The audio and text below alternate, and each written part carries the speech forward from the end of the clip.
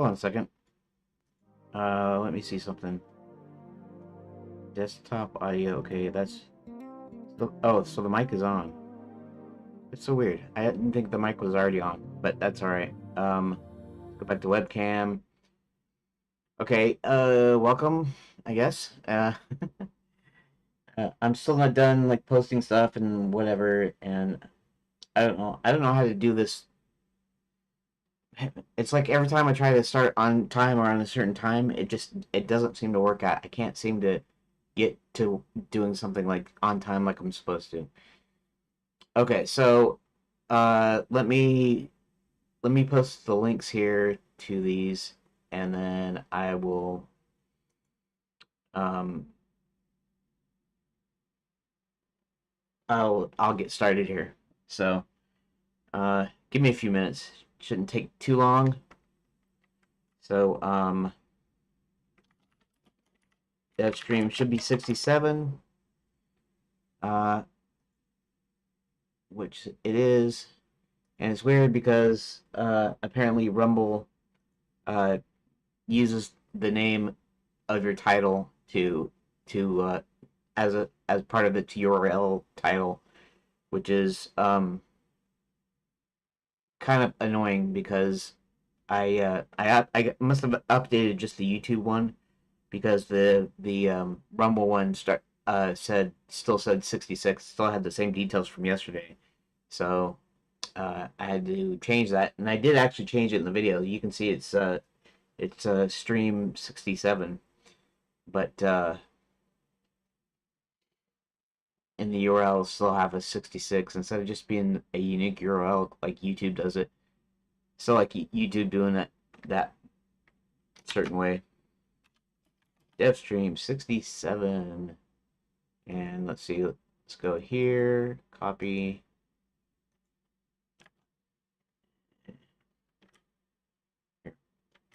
And like I said, I should be using these nicknames, Big Red and Mean Green, to describe YouTube and Rumble respectively, just so I can kind of keep the chatter down because I'm multi-streaming via Restream. Go to restream.io and you can do more than one platform.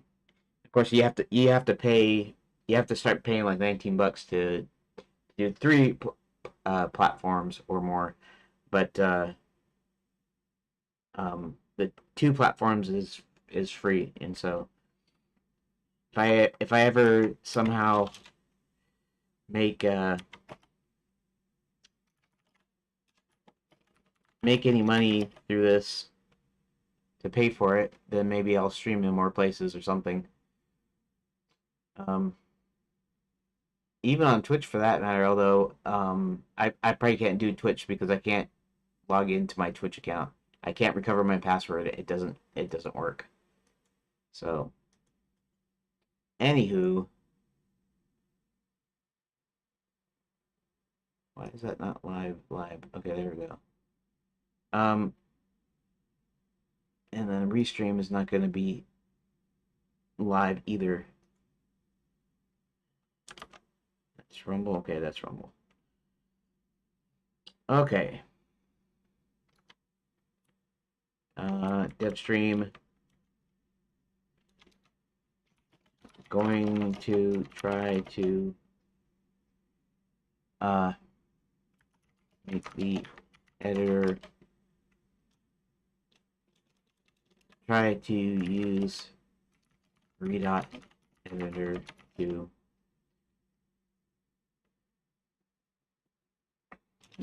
as a layout tool for my game.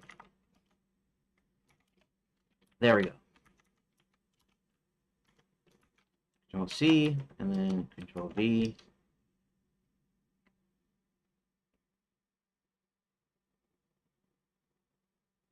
Oh, Game Dev Bot actually is on both URLs. That's good.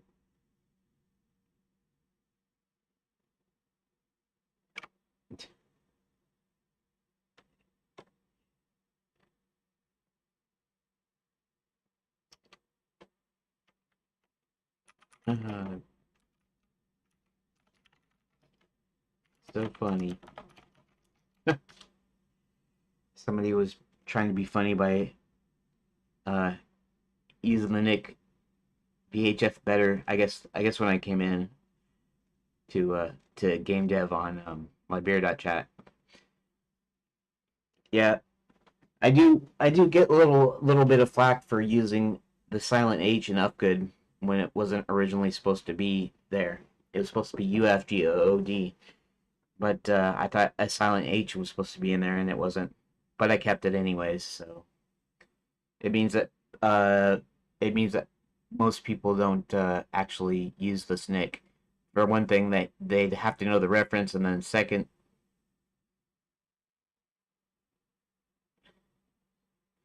um, second, it makes it unique. So even if you got the reference, you still probably wouldn't use it necessarily. And it's pronounced Ufgood if anybody cares. Anybody watching this cares. Um, okay. So I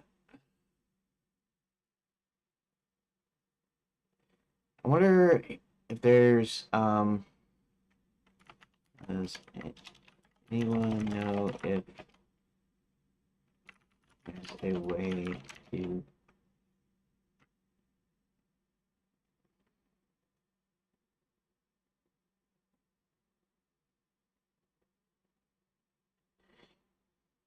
restream.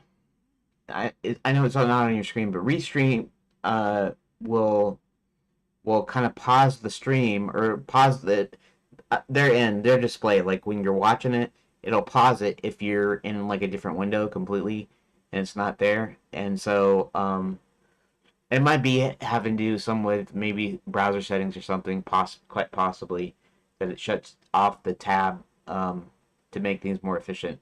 But in so doing, it means that Restream isn't as up to date when I watch it on Restream, even though the actual stream itself through the website is just fine.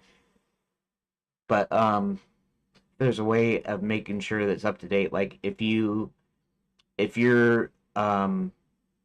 you move back through a live stream on YouTube, it won't be live, and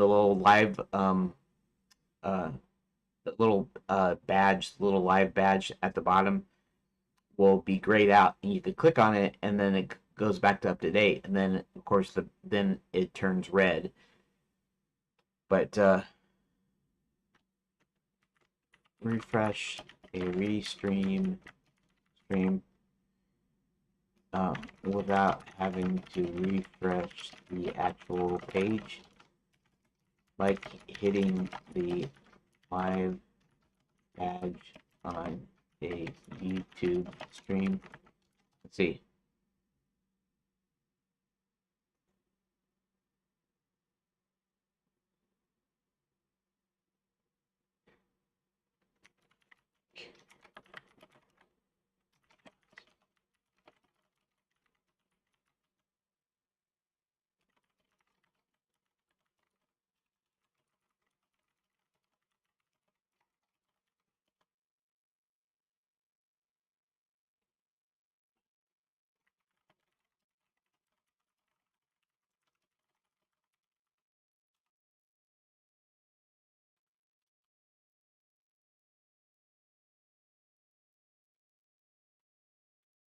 Okay, let's see. I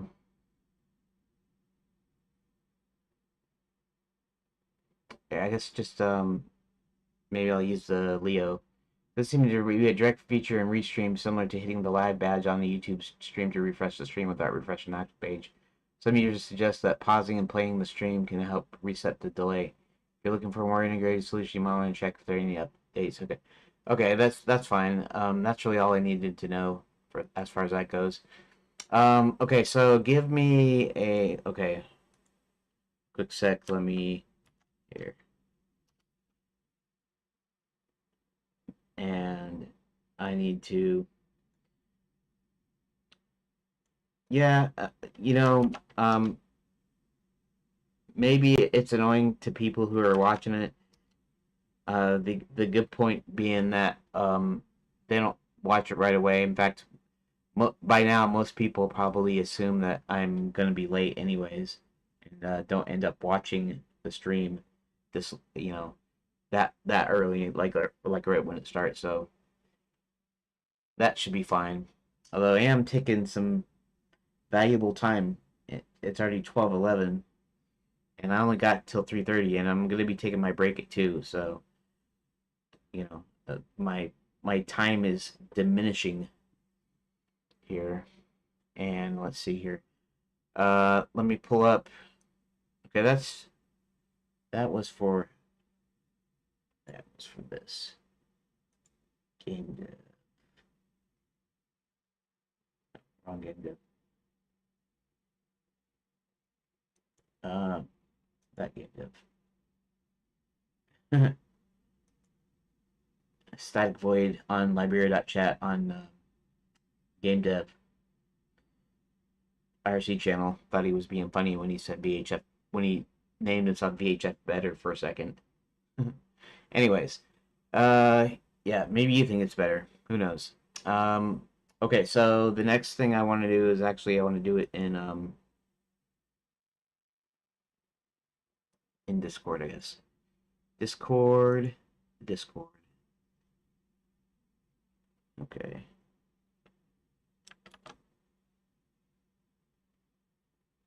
And just a sec here. Oh, doggone it. I can edit it though. Can I? Can I edit? Move the embeds, that's fine.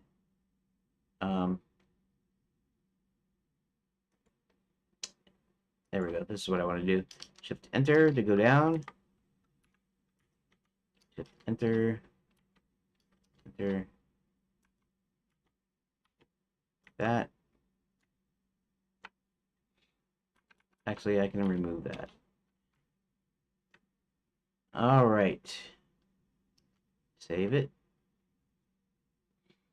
Let's go ahead and copy it like this. Control C. Okay, give me a quick set. Quick set. Here. Paste. And come on, remove the embed.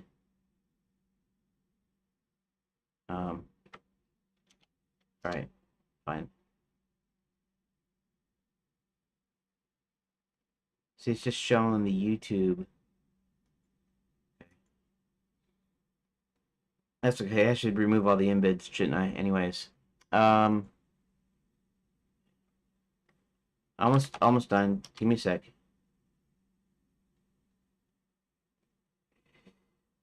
Yes, fine. What's next? Game dev.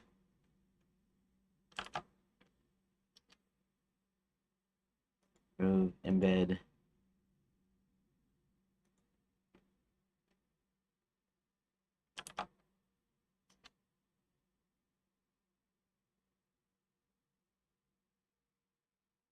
There we go.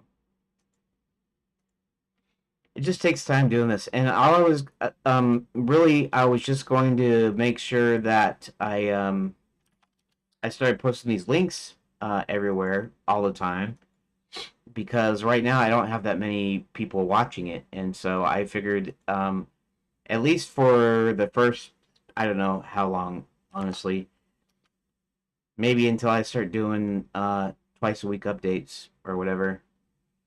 And I mean twice a week actual like devlogs that I upload, which are edited streams.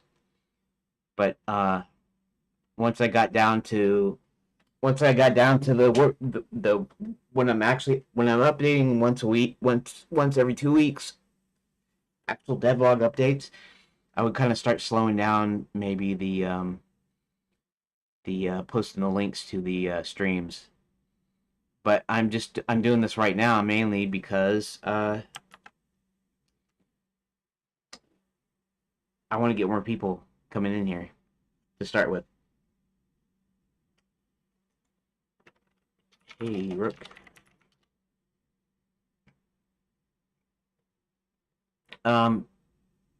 Okay, so it looks like I got all my let's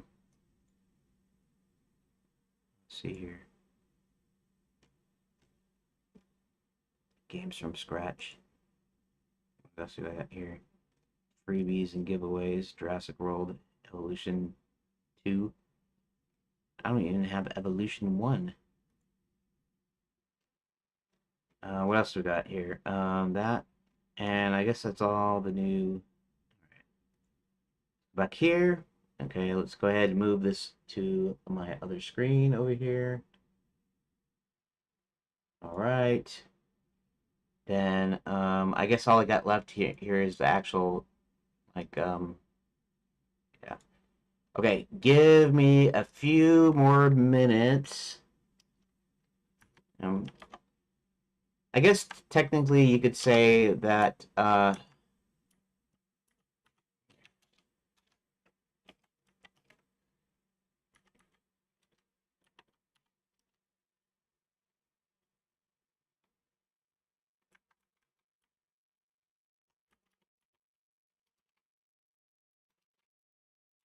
okay, there we go.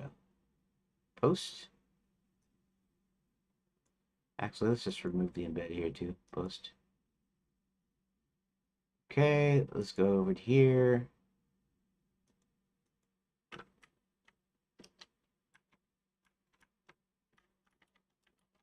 That. Remove the embed.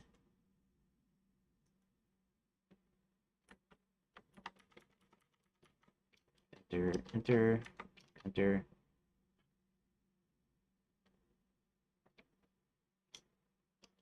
Okay, like that. Let's see if that works. Post. Okay, that does work. And one more, which is here. Enter.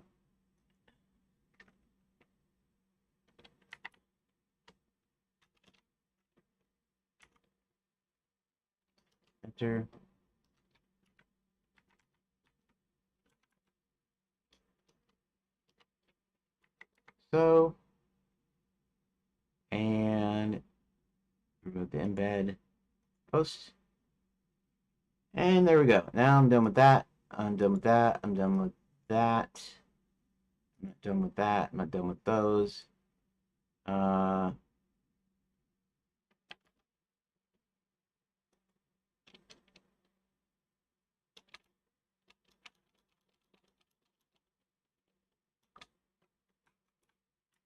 okay.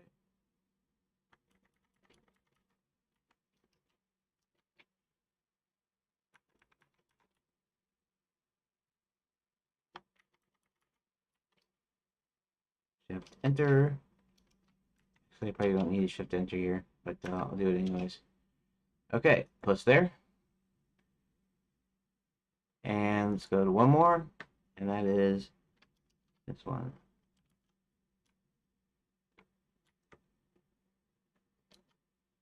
I'll do it like that.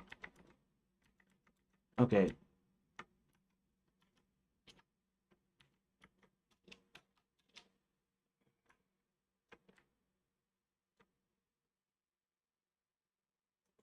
Wait, do that, do that.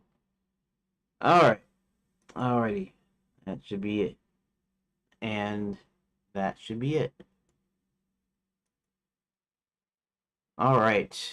Now let's move the browser window over. Let's go over here.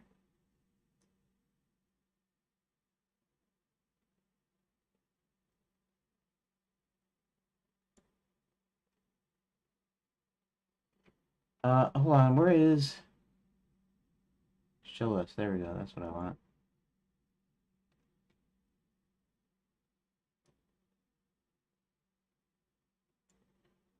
Alright. Okay, and there we go. So apologies for not here, let's refresh.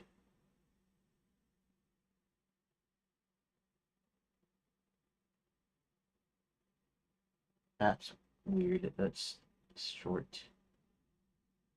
Let's expand that a little bit. Huge, but okay, there we go.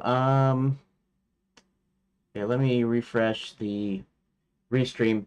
There's no way to refresh the restream by clicking like live like you do on. Well, actually, they do have a live badge, so I don't know. Maybe you can click on that at some point.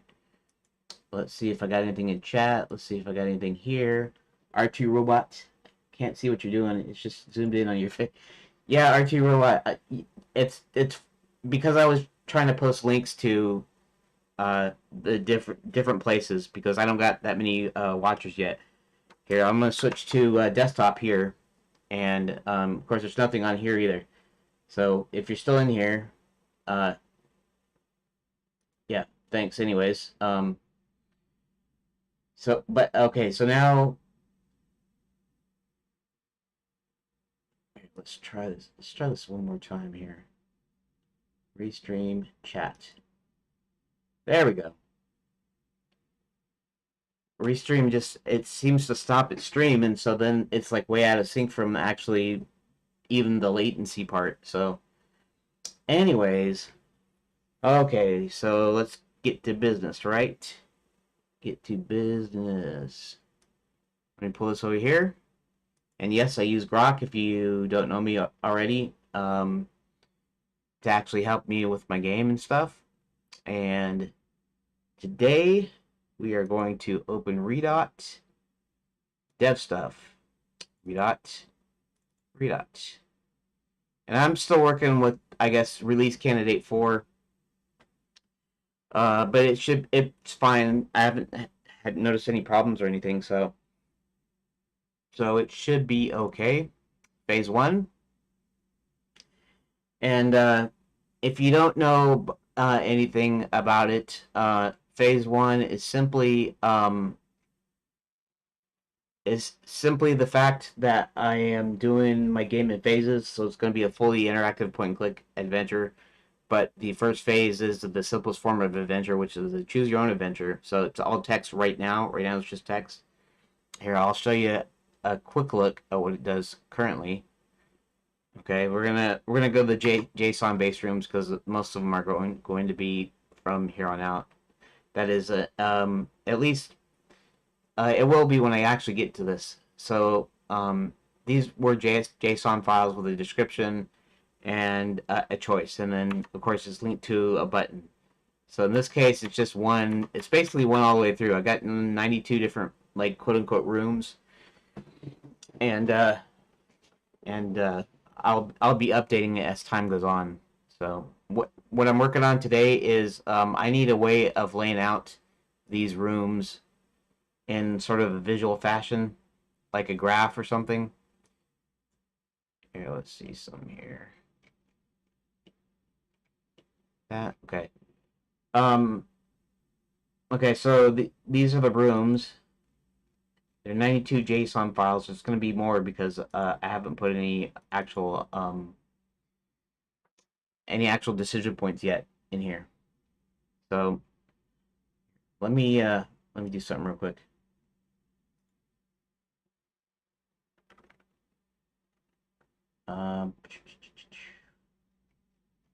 Hold on a second.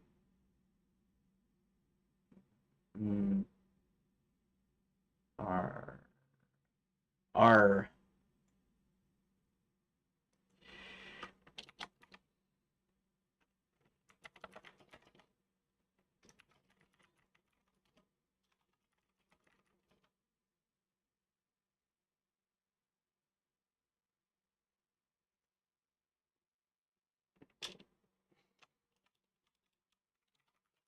The reason I had my webcam on was just because I was posting links to various places.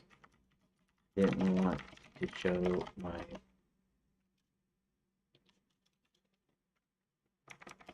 so I have switched to desktop with my webcam in the lower right corner. Okay. Anyway, so this is okay. These are the JSON files with each room. This is room 37. Max in the mines overseeing Quicksilver and blah blah blah blah blah blah. Okay.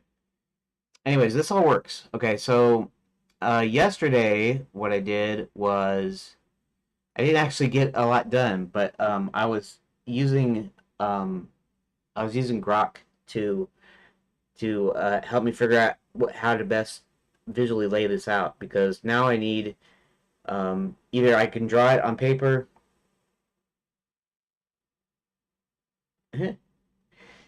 Yeah, well, uh, mm, it's okay. You don't have to anyway. But um, sometimes I'm on break, and sometimes I'm setting things up, and usually put up the please wait screen. Uh, but lately I've been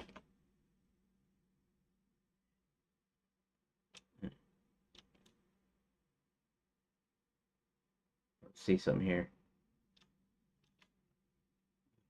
It's okay. What was I gonna say? So Archie Robot says he's been in the stream several times, but never seen any actual game dev. Well, I mean, yeah.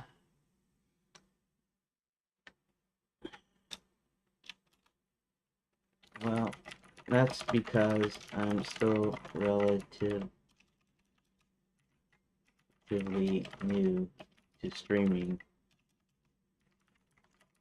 and have a hard time trying to get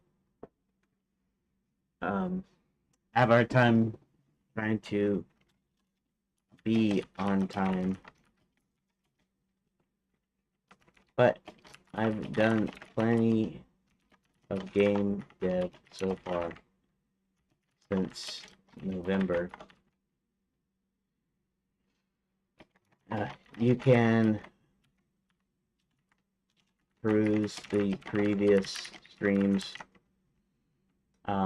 and skip around a bit.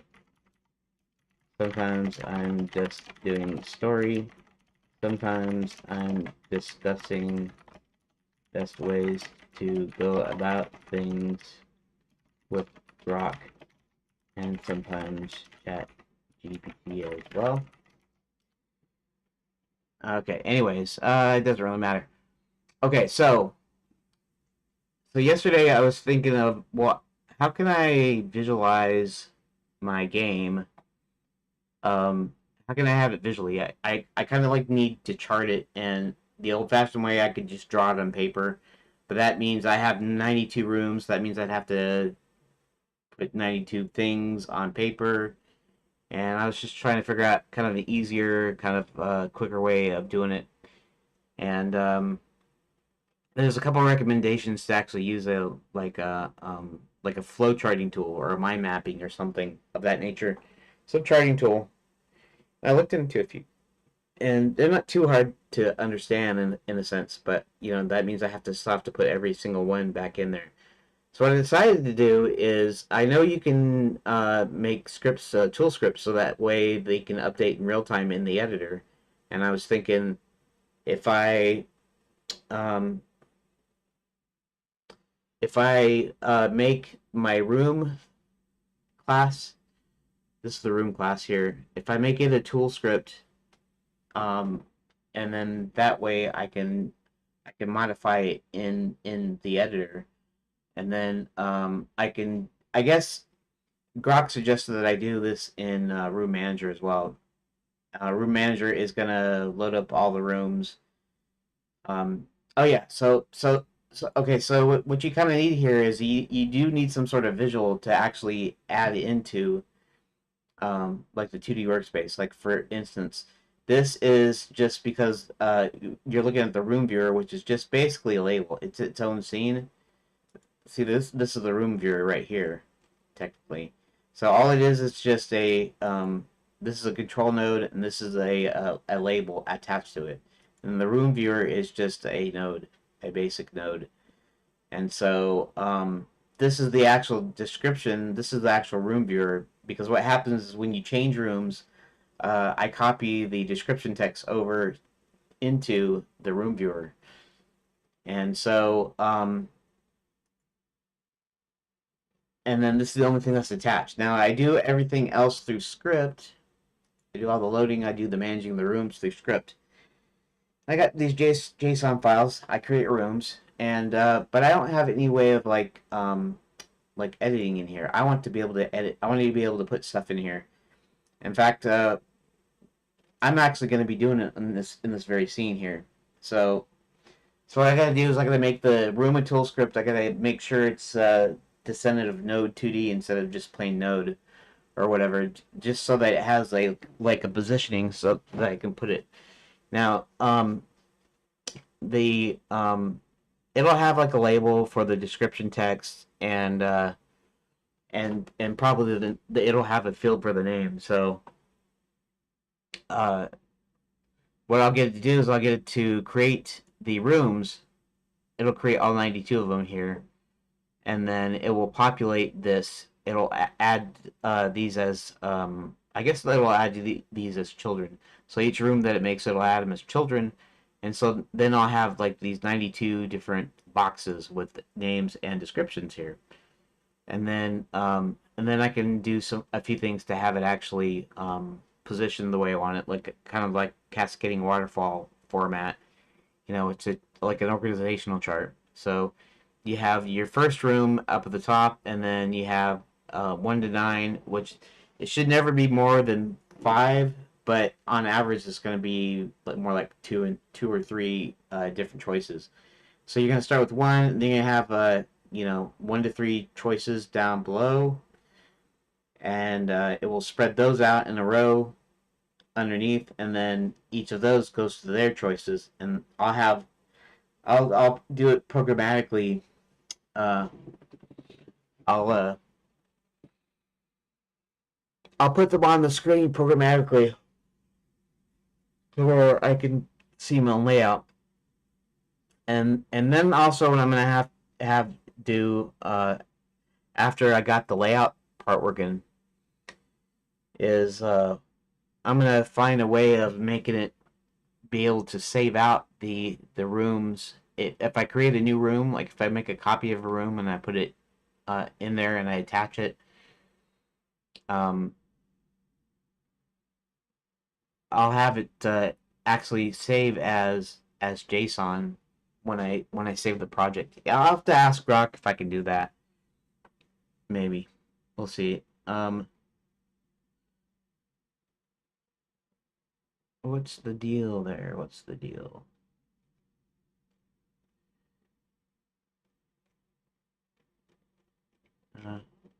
Hold on a sec.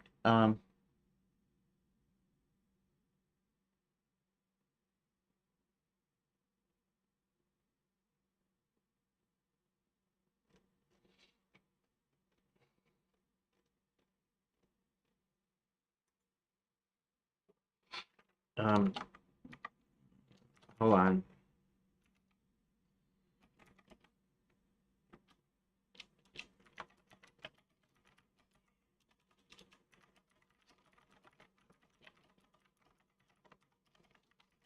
For the first 3 months, I was streaming 4 days a week, and every Wednesday and Saturday I was editing to correspond with the updates that I am now starting to upload. Essentially, edited streams. Now that I've hit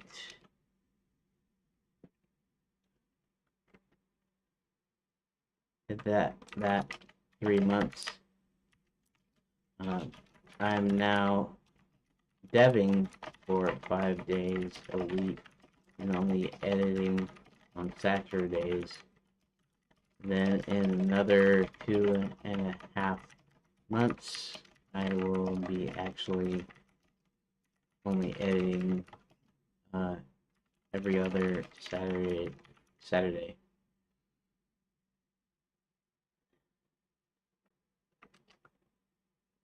Um, the editing needs to be done, and I figure I might as well stream while doing it.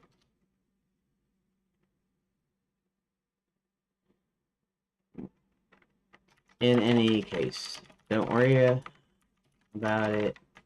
You probably wouldn't be interested. Oh, hey, I didn't notice you there. I have to lean over and I have to squint because I don't have my glasses on. Danigel. I don't know if I'm pronouncing that right, but yeah. Thanks for popping in. And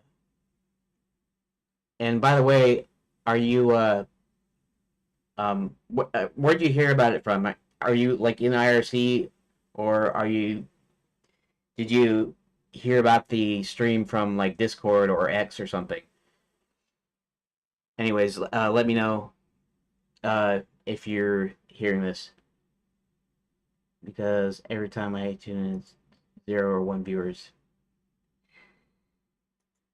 Um, yeah. I'm not gonna worry about Archie Robot. He doesn't have to come in. It's every time he comes in, I guess I'm not developing my game or whatever. I'm not working, so I mean that can happen a lot because I only spend a total of about 4 hours. I mean, occasionally I've spent longer than that. Usually it's more like 3 hours because sometimes I go on break on my break, and it would be longer than I'm supposed to go.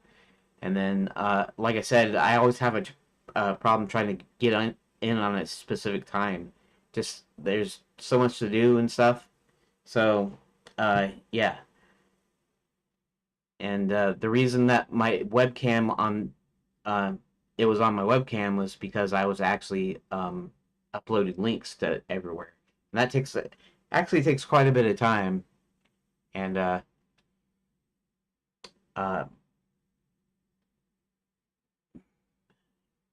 I mean, I could stop. I guess I could stop doing that, but I don't get that many viewers to start with. So I was gonna spam the links to several places until like I got kind of going a little bit, and I almost could stop posting the links now, maybe, but I'm gonna give it a little while longer, uh, to at least so that some of the updates can go through. I'm uploading the updates 2 times a week now, so they're usually should be live Wednesdays and Saturdays, and then for about 3 months, and when after update 24, then I'll be doing it weekly. So then every Saturday, and then bi-monthly after that. But I haven't got to the bi-monthly part yet. I'm still doing weeklies right now. But in any case, yeah. So, and then there's life gets in the way too. So, anyways, thanks to anyone that's popping in, or has popped in, or will pop in, whatever. That's cool. Um, Anywho, let's see. Let's get to this thing here. Okay, so the first thing I need to do is go to script. Let's go to. Let's see. I don't remember exactly. It's supposed to be at tool, but because of the tutorial that I was looking at last, that was for like version 3, I think, was for Godot 3 or whatever. So let's go ahead and let's see if I can just call this at tool. That. Save it. Okay. Now it shouldn't do anything, but I'm gonna go ahead and run it just to see if anything pops up, anything weird. Yeah, nothing pops up, right? Okay. And if I go to the 2D workspace, nothing pops up here. Because it shouldn't probably. And okay, a menu 2D. Okay, that's not what I want either. Okay, room manager, and we want to go back to script. Okay, so it extends node, but we're gonna make it extend node 2D, and I might do that with doors also, but we're gonna start with this 2D. We're gonna see if it still works like it's supposed to. So let's go ahead and okay. Script inherits from native type 2D, so it can't be assigned to node. All right.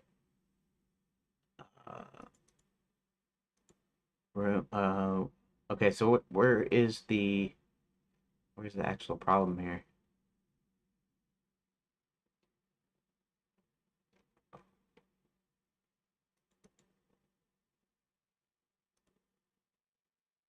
Room one. Yeah. Okay. Let's take tool out first. I guess I should have did this first here. Okay. Let's do stop. Let's try it again. It's doing the same thing. Okay, so the room manager, right? It's the problem in the room manager, actually, isn't it? No?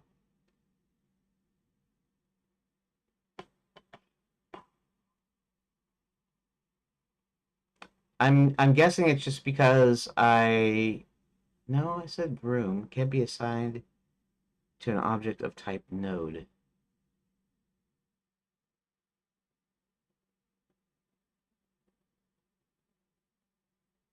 I'm not. I mean, I kind of got the idea, but I still don't get why it doesn't just work.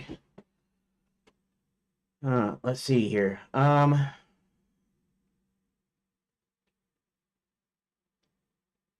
Let's see.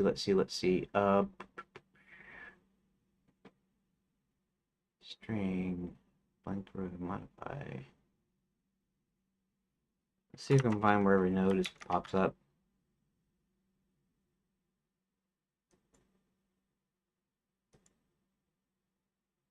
Okay. The room manager extends node, that's fine. Viewer, that's fine.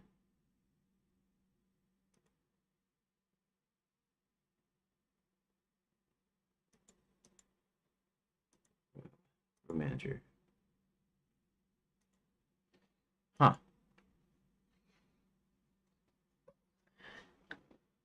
Row extends node 2D. Let's see if the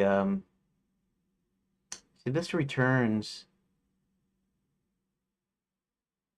a room, so it doesn't return a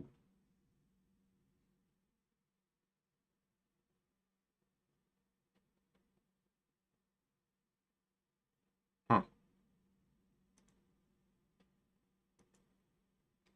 I know it's saying that here, but how come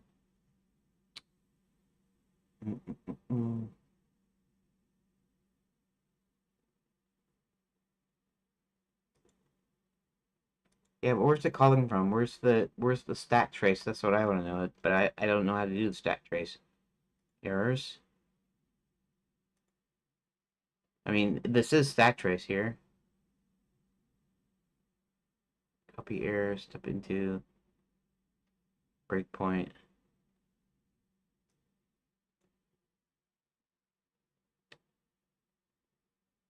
But the thing is where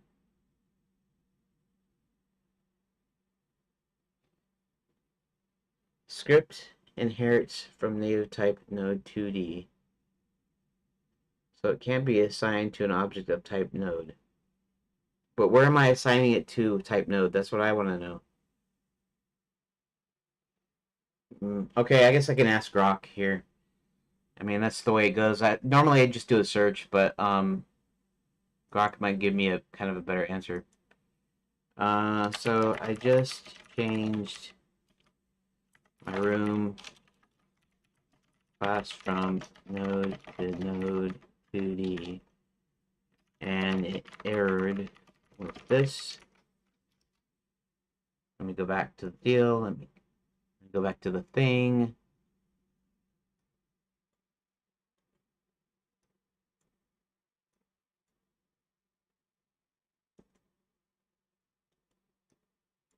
Why can't I select that?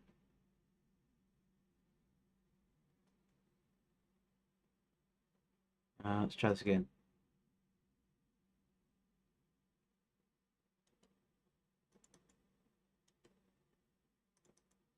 Script inherits from native type.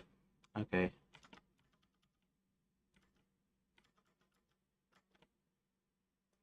Right. Second, script inherits from type, from native type.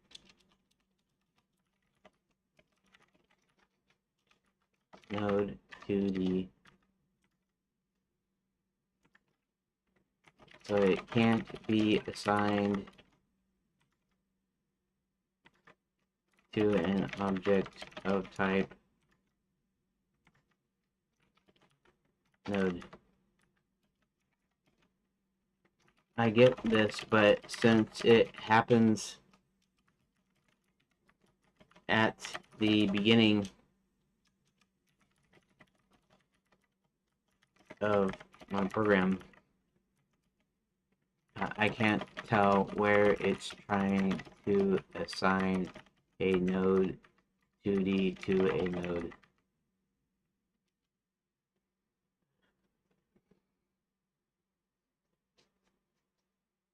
I'm glad you're diving into this. The error you're seeing, script inherits from native type node 2D. So it can't be. It's a common hiccup when shifting a script's base class in Godot Redot. Since it's happening at the start of your program, you can't immediately pinpoint where it's like. Let's break it down. Before your room class is inherited from node, a generic base class with no special properties, no spatial properties. After you change the node 2D, which adds 2D specific features, but it's still a subclass of node. The problem. Somewhere in your code, an object or a variable typed as node or something expecting a node is being assigned a room instance, which is now a node 2D. Godot Redot's type system is strict about this. You can't assign. Yeah, that's fine. I can't tell where it's doing it at. Since it errors at the beginning of your program, likely during initialization or scene loading, it's probably one of these places. Variable declaration. A variable typed as node is being set to a room instance. Node equals room new. Example, your room manager has current room colon node. Well, let me see something here. Maybe it does. Maybe that's the deal. Uh,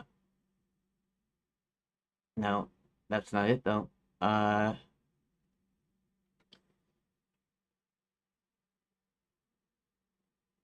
Room viewer and viewer text. Room viewer is a node.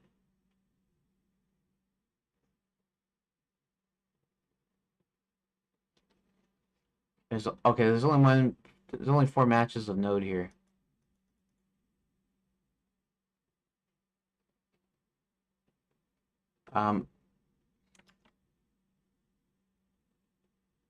Child assignment.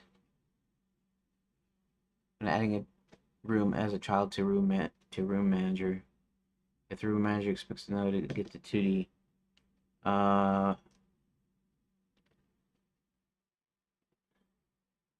should be fine since node 2D is a node, but a type mismatch elsewhere could trigger this.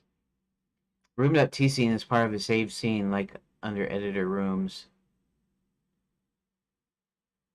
Changing the script's base class might confuse the editor scene tree until it's resolved. Check the stack trace. When the error appears in the Redot output, it should include a file and line number. It doesn't though. it actually points to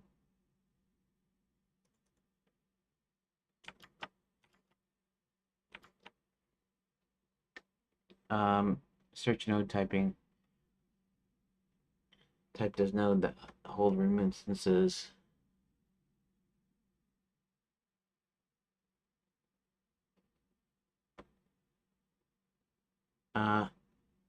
No. Scene file check. Look at the node section for the root.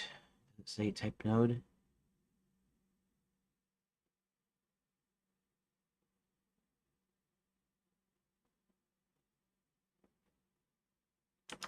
Okay, let's see what's the first. Okay, what's the first scene file then? Base scene here. Let's see, where can I edit?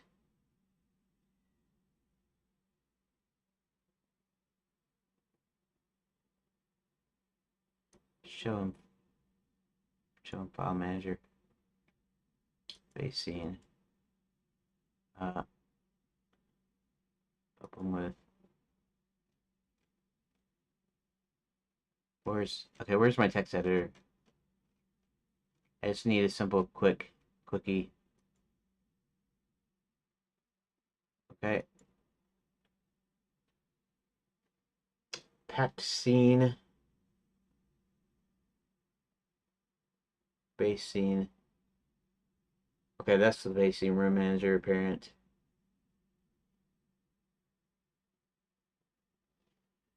Okay, let's close that. That's not the one.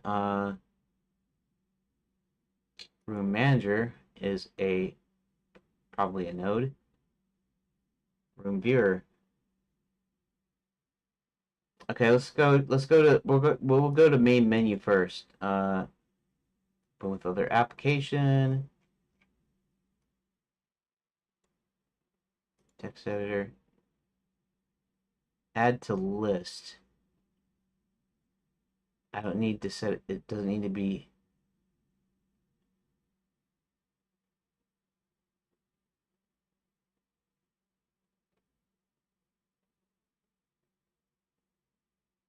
Okay.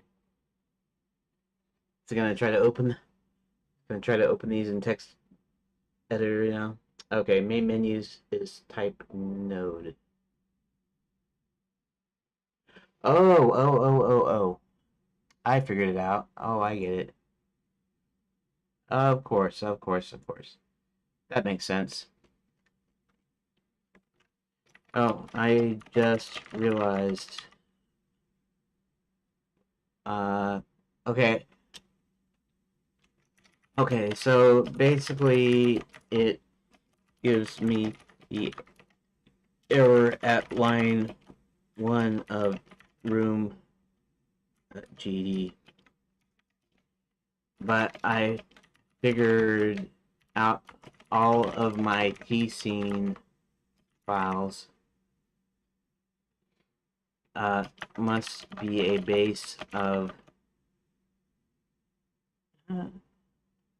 all of my tscene files. Well, tscn, I call them tscene.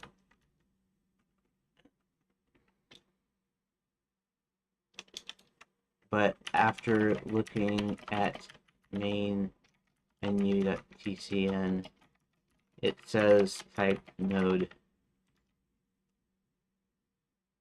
Okay, let's do this again here.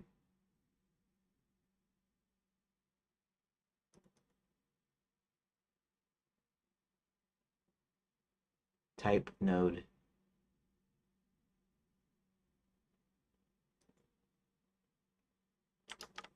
All right, that's kind of interesting. It's what's interesting to me is it's using the script, so it's using class node, but then yeah, that's kind of a weird.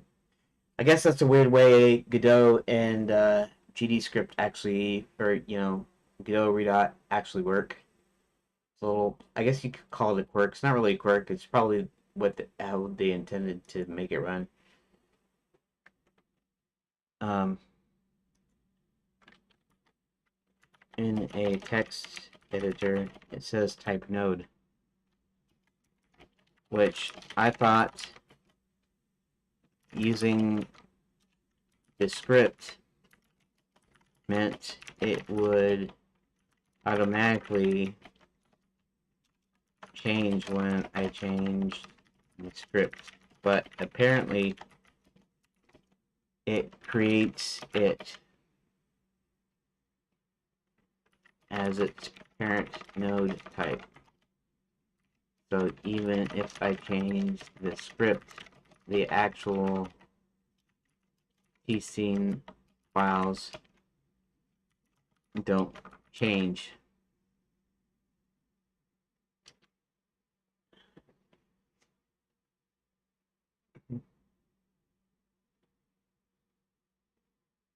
Apparently it creates it as its parent node type. So even if I change the script, the actual tscene files don't change.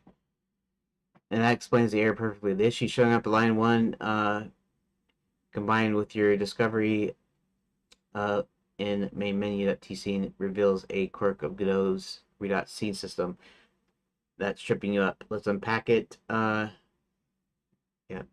Script inherits from native type node 2D, so it can be assigned to an object of type node. When Redot loads main menu.tscene or any tscene file using room.vd, it creates the root node as a node per the tscene's files type node. Then it tries to attach room.dd to it, but room.dd says it's a node.td. You can't attach a node.td based script to a node instance. Redot's type system rejects this mismatch right at the script's declaration. Why don't the tscene files update automatically? You're absolutely right to think that changing the script's base class should update the node type, but it doesn't. Here's why. Scene file definition. A tscene is explicitly stores the node's type when it's saved. This is set when you first create the scene in the editor and attach the script. Script's attachment. Attaching room.gd to a node doesn't override the node's save type. It just tells Redot to run that script on that node. If the script's base class doesn't match the node's type, you get this error. No auto update. Changing the script's extends doesn't retroactively modify the tscene files because they're static snapshots of the scene tree. The editor doesn't resave them unless you explicitly update the scene. And that's a thing that shouldn't happen. In fact, it should be dynamic. In other words, if I'm using that as a node, if I'm using a script as a node, class as a node, then when I update the script, it should update the dependencies. In other words, it should go in and say, okay, this is no longer a node, it's a node 2D, without actually having to change the tscene files.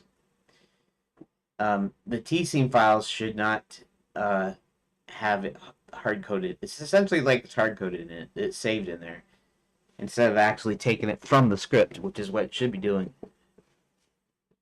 Change room extends node, extends to node 2D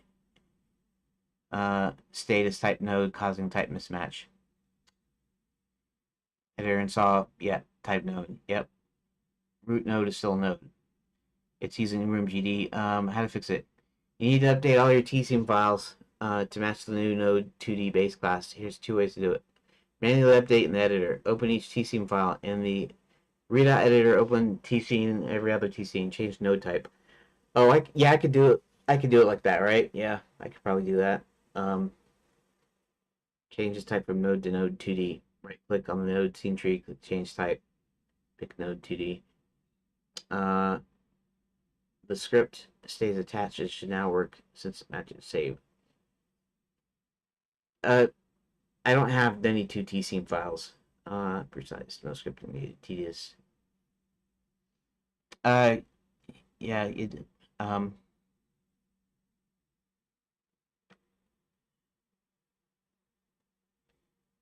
update room manager to expect node 2D instead of node. Yeah, the room manager, I don't have 92 tscene files. I have 92 JSON files for rooms. They're separate from the scenes. have only a handful of actual scenes. So I will have to update each of them. Actually, it's more like 2 handfuls, but it's the same difference. Anyways. Thanks for clearing that up. I misunderstood earlier and assumed you had the GTC files. That use simplify things a lot since you can only need to update this few.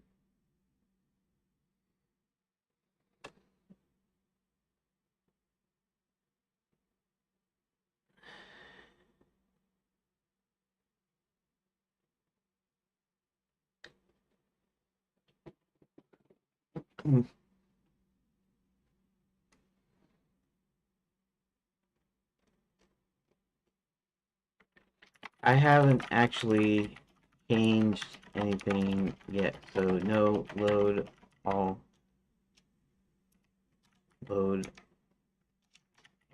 rooms function and no tool scripts yet.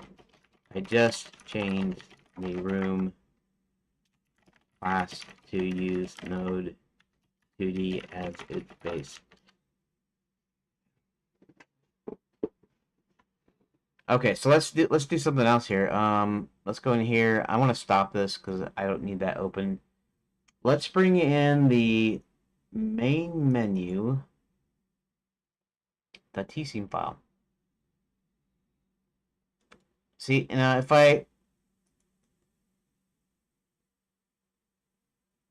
what if I click change type? What happens?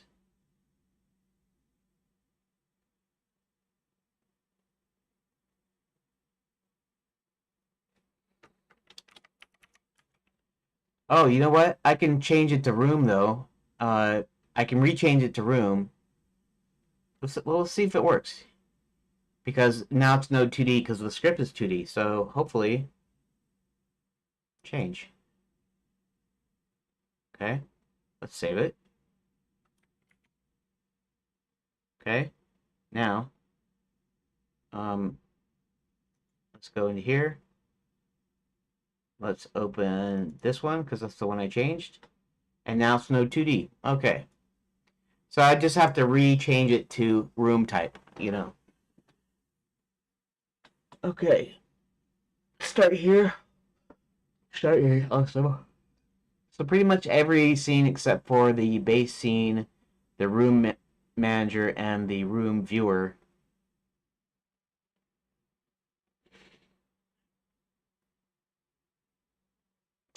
Okay, so let's see something here. What if I change the... I should go ahead and change the folders a little bit. Make a new folder, and I'll call it rooms. Well, actually, I already have one called rooms, but in rooms, I'll make 2 new folders. One is JSON, and the other one is TSCN, so that I can store them in there. And then, of course, I have to update. I'll have to update my links. Okay, so let's go back to Grok real quick. Okay, so I did a change type.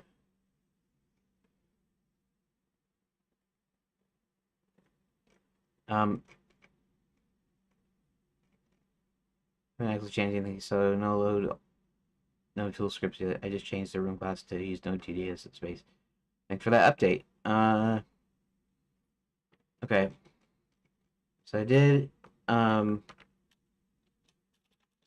right click the main menu tscene and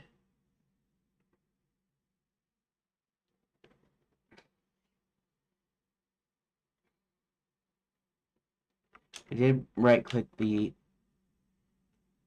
did I call it? Okay, let's go back in here. Main menu.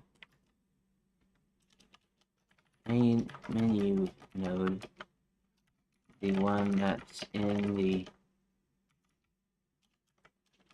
main menu.tscene file. and change type to room, which it was already a room, but since I changed the base type in the script, I needed it to change it again. So now it says node to the in the scene file. So I can do that for the rest of the scene files. And everything should then work. Okay. I usually just put it in a thing just so I can see what Grok actually says, and even though I'm not really explicitly asking for a question. So, anyways, okay. So halfway house, change type, change it to room, which is now under node 2D. Okay. For the hat room, change type. Where is it? Oh, change type, change. Okay. All right. Base theme, room manager, room viewer, main menu, which I already changed. Start here. Okay. There we go. Change type up here. I actually got to change the node type. Room. Enter. Okay, and then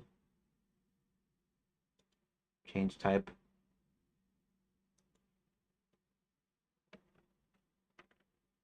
Room. Okay. Study. Change type. Room. It's kind of interesting. When I do change type here, if you notice, it says node. It does not say room. It actually says node, which is quite interesting. And then when I open the ones that I've already converted, it'll say node 2D. It won't say room there either. But it is under node 2D, so that's cool. Hat room. Change type. Room. Enter. Okay. Save it. Save everything.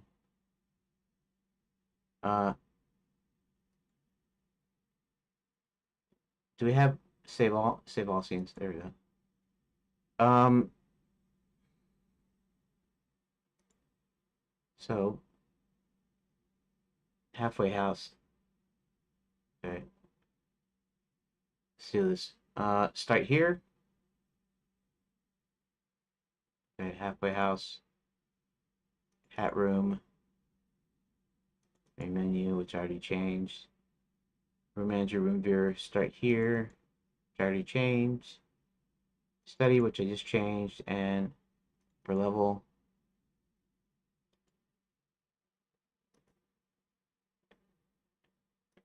Okay. So, I should be able to play these now, and it should not error out on me anymore. Okay. One. 2. 1. 1. 2. 1. 3. 3. 3. Book us error loading from JSON.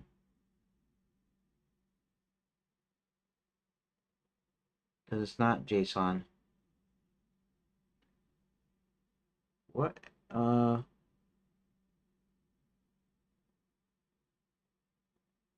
Book of Spells does not exist? I wonder what happened to Book of Spells. That's weird. It's very weird.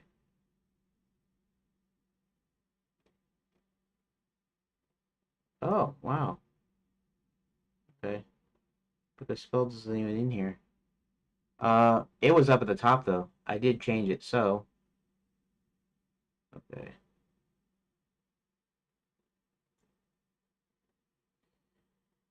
Okay, let's go ahead and hit play again. One, 3. It's having that problem again. Okay. So where's Book of Spells? Change room, change type. Room.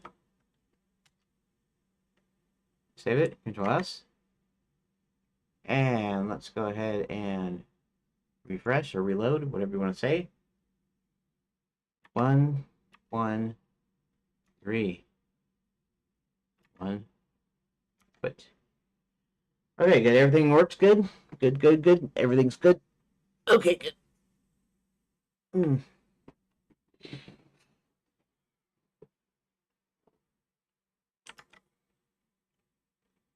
Okay, well, you had to rechange it.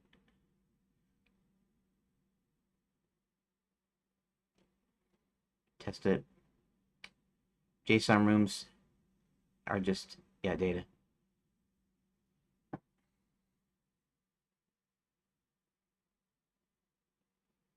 Yeah. Fixed all. Okay, so the next step is just to add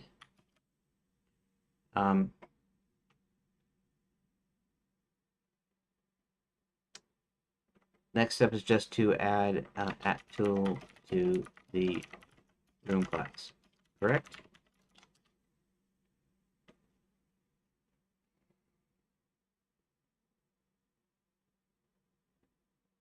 So you got all the TScene files fixed. Every scene updated. Yeah, you know, maybe also I should make sure that I have a special editor scene. It could just be a straight up node type that I don't have to add to anything.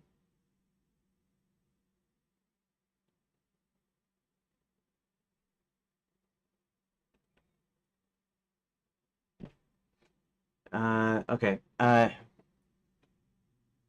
I'll start with the. Okay. Add tool makes it execute in the editor, not just at runtime. Ready process another function will be work when you're designing. Then you see changes live. A label updating with the room name. Okay, visual feedback is the first piece to make your rooms visible in the editor's 2D workspace. No immediate layout, just adding tool won't create your waterfall. Yeah, well, I know that. I'll actually need to add. I'm gonna have to add a box. It's probably gonna be a panel container with a V box in it, and then the top will be a label, and the bottom will also be a label, like a multi-line label.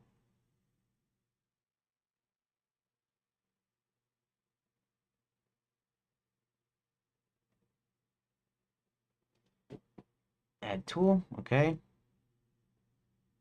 Unk ready.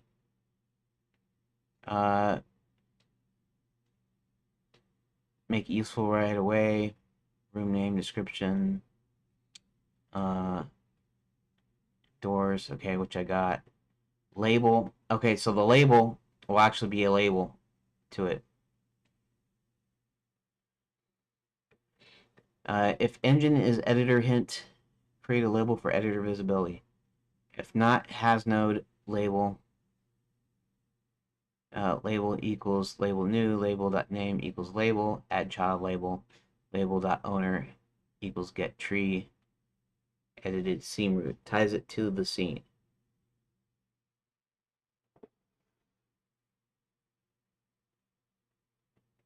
Else label equals label, label.text equals room name. Okay. Process. Updates live when the room name changes. Okay. All right. This will be cool. This will be kind of cool here. Won't see it just yet. You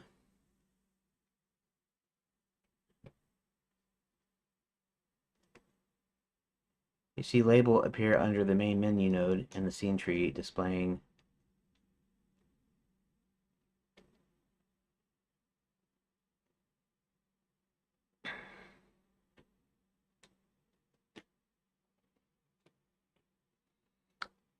displaying menu here, whatever the room name is set to. In 2D workspace, drag the node. It'll show its position.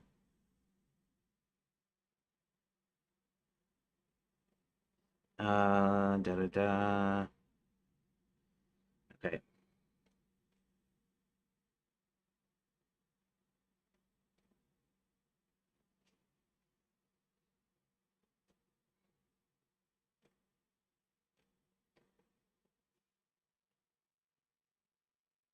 Check for label. Verify if you see main menu. As a label, it's working. If not, tell me what you see. Errors, no label. Okay, next up. Quick question. Do your tscene files, e.g. main menu.tscene, already set room name, description, and doors in the inspector? That label might show a name room T set those properties are them from JSON.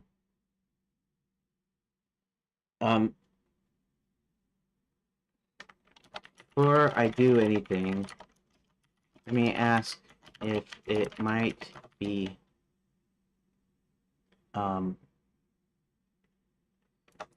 better to create a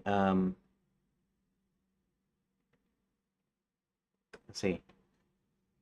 Would it be? It would be a scene, wouldn't it? It'd be its own scene.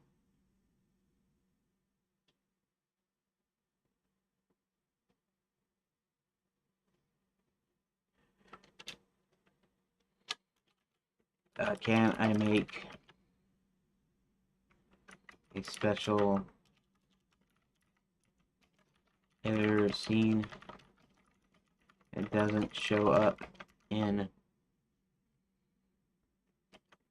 game at all, but is still visible in the editor when I open up the 2D workspace? I think you should be able to do that. I think I should just be able to make it and then create a special editor scene that exists purely for visualization in the Redot editor's 2D workspace. It doesn't affect your game at runtime. It's a brilliant idea, especially since you want to see all 92 rooms laid out in your waterfall structure without cluttering or interfering with your actual gameplay logic, like change room, managing one room at a time. Redot's flexibility makes this totally doable and aligns perfectly with your goal of separating editor visualization from runtime behavior. The scene would load and display all your rooms in the editor arranged in your waterfall layout, but it wouldn't be part of the game's runtime flow. Visibility. It'd show up in the 2D workspace when you open it in the editor, but you can ensure it's ignored when you play the game. Tool scripts. Using @tool will make it live and interactive in the editor without affecting runtime scenes like Room Manager. Ways to do it. You got a couple options depending on how separate you want this from your existing Room Manager. Option 1, separate tscene file, which I was thinking about doing anyways. Create a new scene, e.g. editor map.tscene, that's only for your editor visualization. Create the scene in Redot file, new scene, root type, node 2D or node, either works as a container. Name it editor map or whatever you'd like. Save as res:/editor map.tscene. Do that. That's fine. Attach a tool script. Add a script. Editor map. There we go. Load all rooms. It would have the load all rooms thing.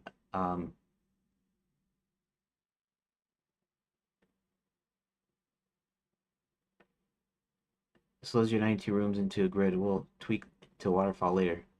Keep out of gameplay. Don't load editor map in your game. No change scene or instantiate calls to it in your runtime stays. Focus on the room manager and its room change logic. Open editor map in the editor. The @tool script runs automatically, populating it with rooms visible in the 2D workspace. Okay. Now let's see something here for a second, though.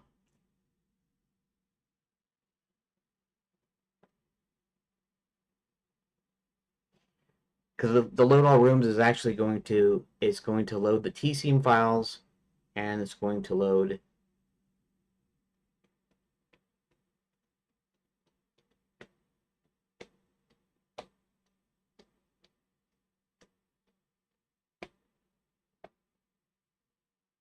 keep it out of gameplay, view an editor, completely isolated from your game, no risk of mixing editor and runtime logic, easy to open when you want to design, separate file to maintain, but it's a minimal work. Option 2, editor only node and room manager. And yeah, I'd rather do the other.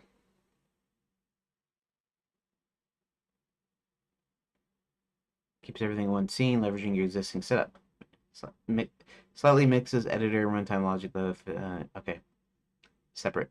Go to option 1, clarity, focus, future proof. As long as you don't load editor map tscene at runtime, it stays editor only. Your game starts with a room manager.tscene or whatever your main scene is. It never sees it. Right.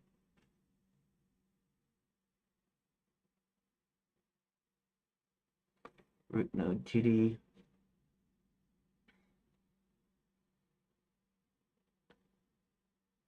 So rooms show labels when it's loaded.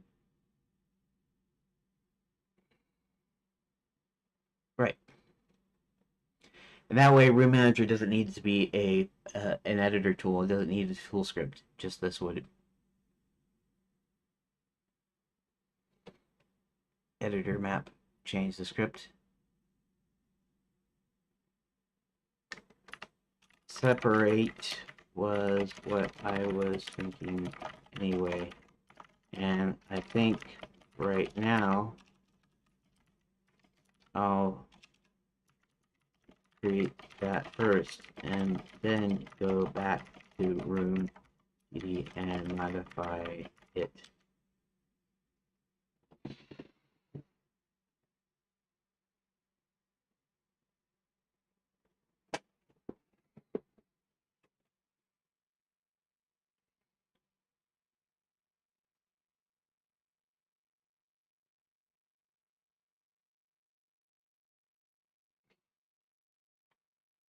Okay, let's do it. I'm gonna kind of copy what it says. Load all rooms.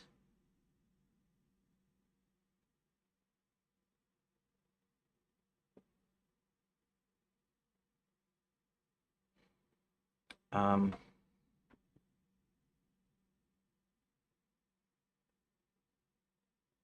room preload room.tscene instantiate room.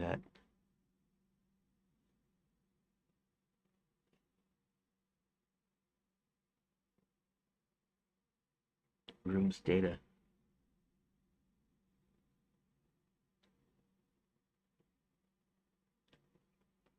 Okay, I don't know if it's getting it wrong or if it's just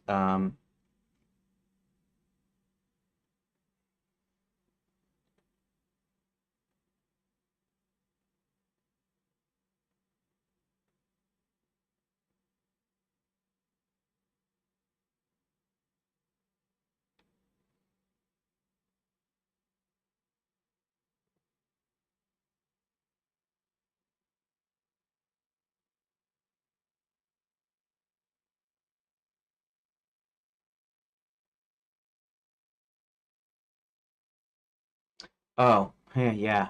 They're actually separate files. I'll have to work on that in a sec. So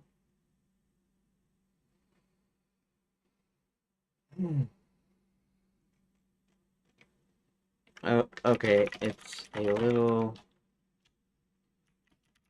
more complex than that. In fact, why don't I just go ahead and change the thing I was going to change first, which is where I put the scenes in rooms. So rooms I'm going to create new folder and call it JSON. Should I say JSON or JSON data? JSON data, I think. I'll do that. Okay. Now we're gonna move all of these JSON files. And yeah, I'll have to correct the paths in the scripts. Move them in here. Okay. Create new folder. And let's call this TSCN data. That. Now we're gonna move everything, all of the actual game rooms. Main menu is a game room. Room manager, room viewer or not. Start here is, study is, and upper level is. We're gonna move these to tscene data. Okay, so only base scene, room manager, and room viewer are not part of the rooms. Okay, so next thing I should do here is door.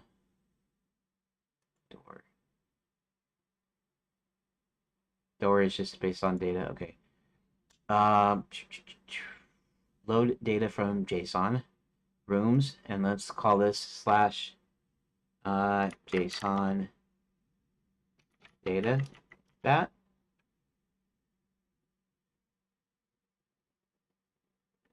Okay. That should be okay.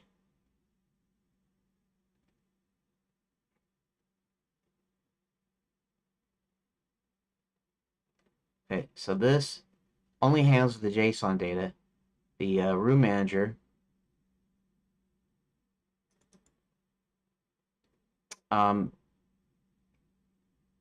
instead of scenes, it's going to be rooms slash tscene data slash that, and it's not going to be scenes anymore.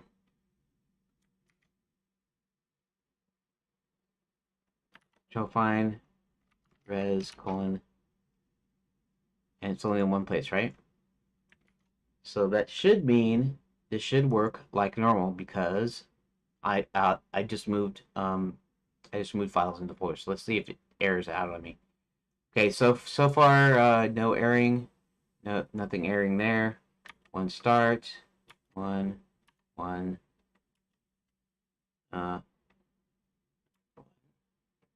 2, 0. And let's go ahead and run it one more time and go through the JSON.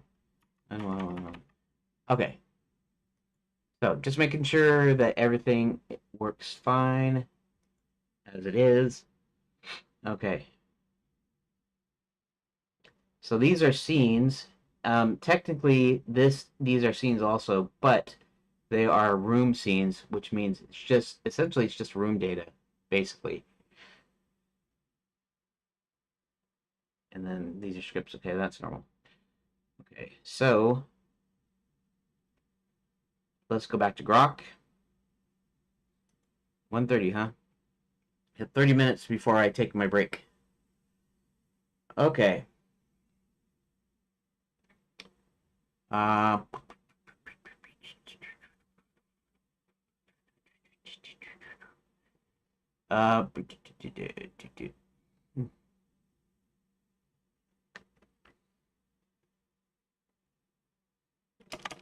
so I have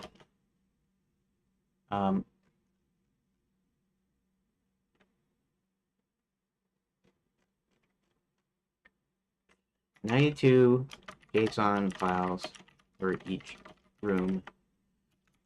I also have the tscene files separated that are rooms. And it's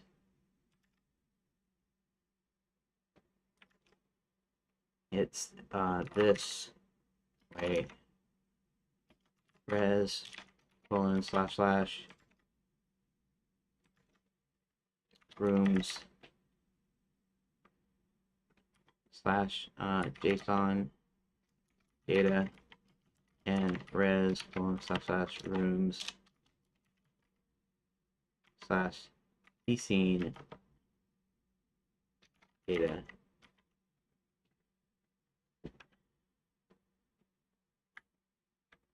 And I guess I could put these in quotes. I don't strictly need to, because it can usually tell. It knows what I'm talking about, but I'll do it anyways. Okay.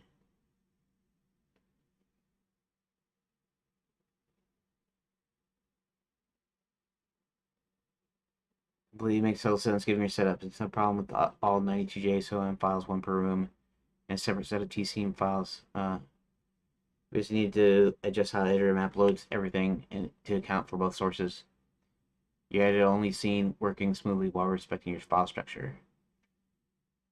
Okay. JSON rooms, 92 files, and each defining one room.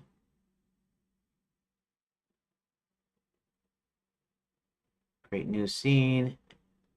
Okay. Make it a tool. So let's see how it does it. I can probably just copy this directly, but I want to read it first, and then I want to read the explanation before I actually implement it. Okay. So func ready. If engine is editor hint load all rooms, function load all rooms, clear existing children for reloads, first child in get children, remove child queue free. Okay, got it. Load JSON rooms.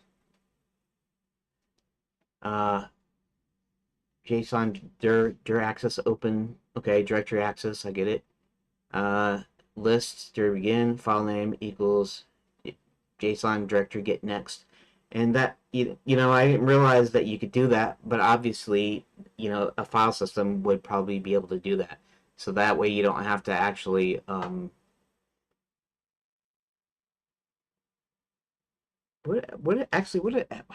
do I do it currently though? That's the question. Let's go into room manager and load file name.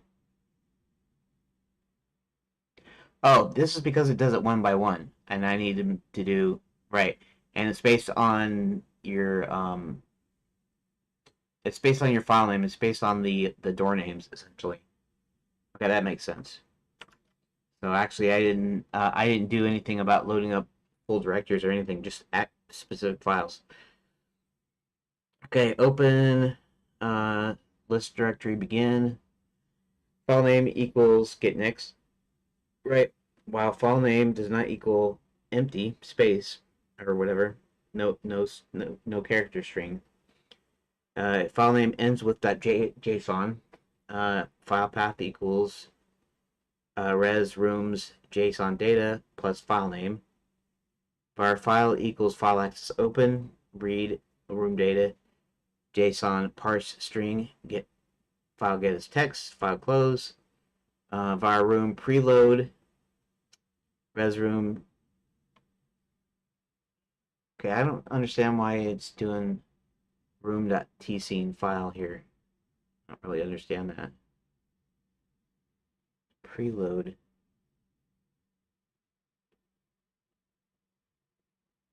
Tscene directory open. That's fine. Scene path equals tscene data plus file name. Room equals load scene. Instantiate. Room position vector 20 add child. Room owner equals get tree edited scene root. File name equals tscene dir get next. Save and open.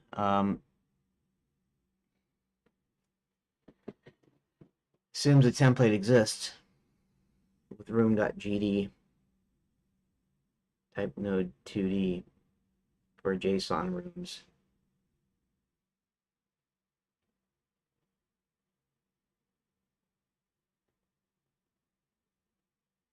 Exist, you'll get two room nodes with the same room name. You can deduplicate later.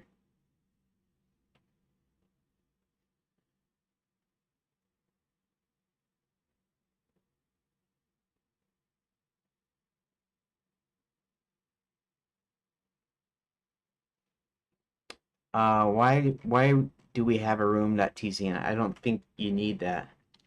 Why do you have a room.tcn file in there.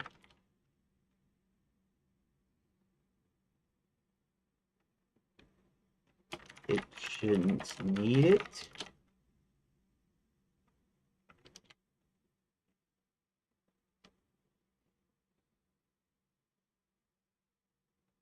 You're absolutely right to question that. My assumption about room.tc might have been off. I appreciate you catching it. I included preload in editor map because I thought you might be using a template tscene file like room.tscene to instantiate your JSON rooms, since that's a common pattern in Godot Redot when creating nodes from data. But since you're asking why it's there and saying it shouldn't need it, it sounds like your JSON rooms are created differently in your current setup. No room.tscene file required. Let's clarify how you're handling rooms. Typical work for a mini project, a base tscene file, room.tscene, with a script attached is preloaded and instantiated for each data entry, like your 92 JSON files, to ensure consistency and editor compatibility. Your tscene files, you have etc., but those are specific rooms, not generic template. I assume room.tc might be a fallback for JSON rooms, how you might be doing it. Since you're not relying on room.tc, you're probably creating JSON rooms programmatically in Room Manager based on your earlier mention. That's exactly what I'm doing. Okay, static function. Right, exactly. If that's the case, editor map doesn't need a room.tc and it can create room nodes from scratch using room.gd. Okay. All right. I guess it was assuming something, you know. You know what they say about assuming something. Don't like assume making, out of you and me. Uh which is kind of funny. Anywho, all right. Uh, let's rewrite. Extends node 2D, ready, engines editor hint, load all rooms, load all rooms. Child get children, JSON directory, open access. It does everything as before, which is correct. Set room script.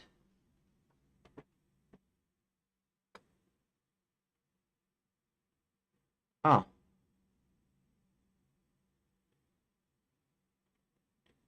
okay.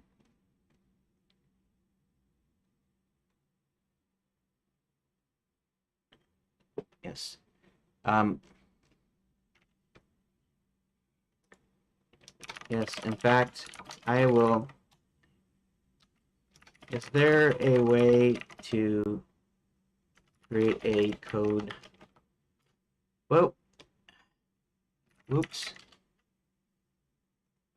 Is there a way to create a code block in the um, chat box so that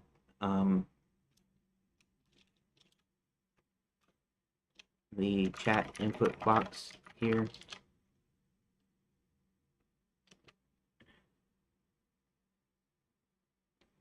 I mean, is there a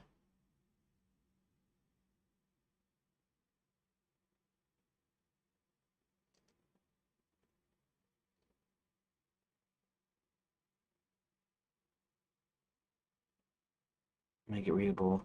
Okay.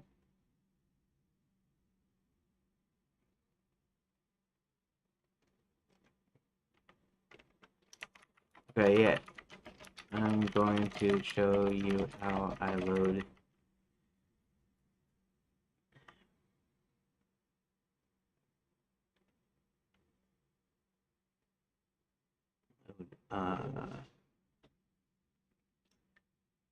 going to paste both. I'm gonna paste the script files. Give me a moment.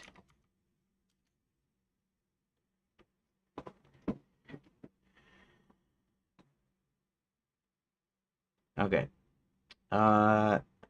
Let's go in the door and let's just go ahead and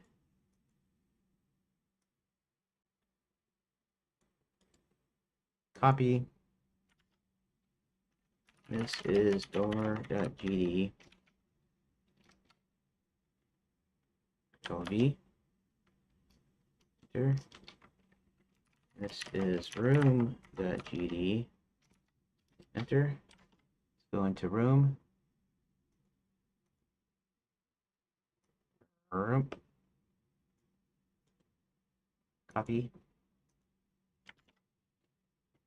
Control V. Just enter. And here is room manager. Hopefully it'll be able to .gd. There. Room manager. Install. Copy. V. Is that literally what the last thing is there? It is literally the last thing in there. Enter. Woo!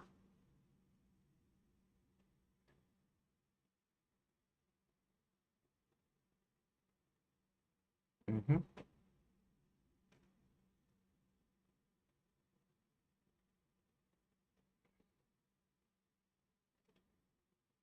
Okay, room.gd. Which is it, which is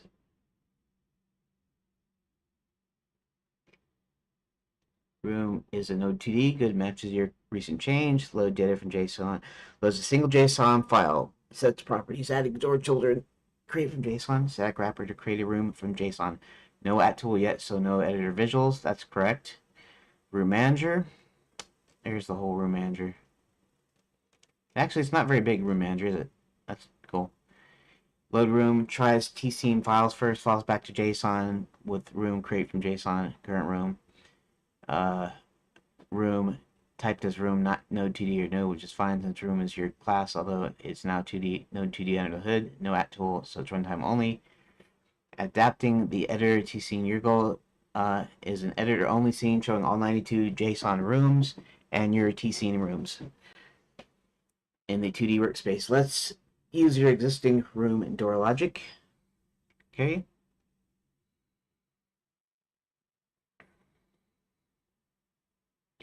JSON rooms. Okay.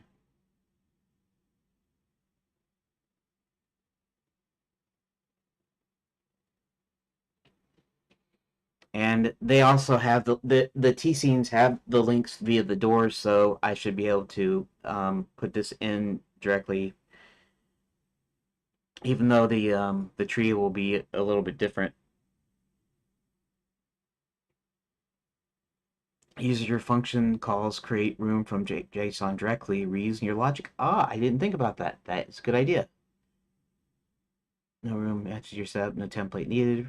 Update room with that tool. No at tool at top yet. Added editor logic to ready process. That tool is enabled until you're ready to avoid errors if you test without editor map first. Adds a label for visibility once at tool is active. Great. Okay. Step screen editor. All right. Let's try. Let's try it. I got 15 minutes. Let's see if I can do this all in 15 minutes. Okay. We're gonna open the base. Well, actually, we won't open the base scene. We won't need to. What we're gonna do here is, and I'll put it under scenes. So what we're gonna do is we're gonna create new scene. Okay. Uh,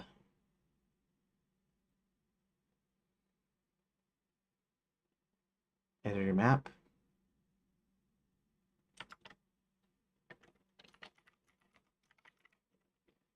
Uh, 2D scene. Okay. Root name, editor map.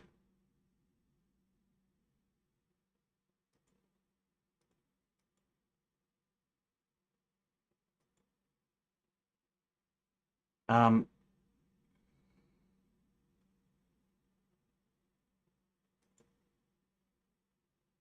okay. I don't know where that put that. Oh, it did put it in here though.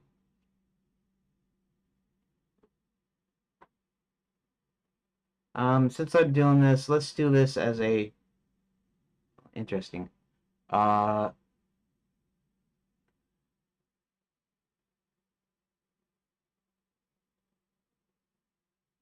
what does that mean? Failed to get file access Unix CPU.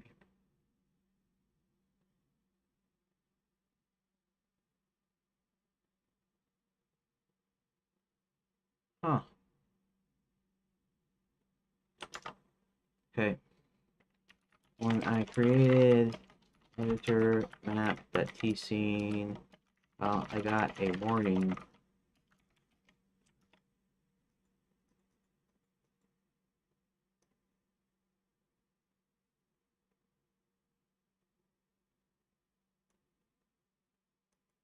What?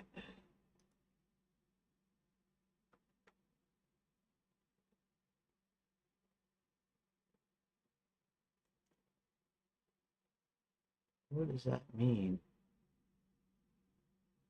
Editor map.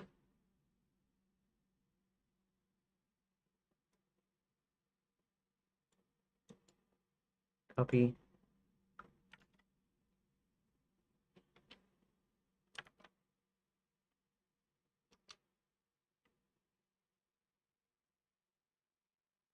It's a weird little warning to me. Failed to get modified time is a bit unusual, but not necessarily a showstopper. It's coming from Redot's Unix file access system, suggesting couldn't retrieve the file's modification timestamp when you created or saved editor. Figure out what's going on and make sure it doesn't do. Refers to Redot's attempt to call stat or similar Unix function to get metadata, like last modified time for. Failing this doesn't mean the file wasn't created, it just means Redot could read that specific attribute. Now, this is a warning on an error, so the file likely still exists and can be used. It's more of a heads up from the engine. If your res, scenes folder, or editor map has a restricted permissions, Redot might not access the metadata, timing race condition. Saving the file and Redot checking its timestamp might happen too close together, especially on some operating systems. Isn't properly set up or there's a glitch in the project's file system sync. Redot might hiccup, Redot bug. Could be a quirk in your Redot version. File exists, check it, open your file. Okay. There, yes, then it's saved despite the warning. Open an editor. And Redot, look in the file system doc. Does res/scene/editor map exist? Double click it. Does it open editor map node 2D root?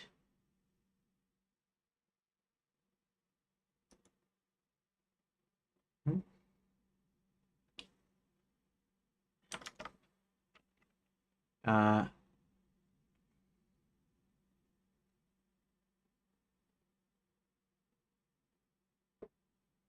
Files there and opens the warning. Just noise won't stop you from proceeding.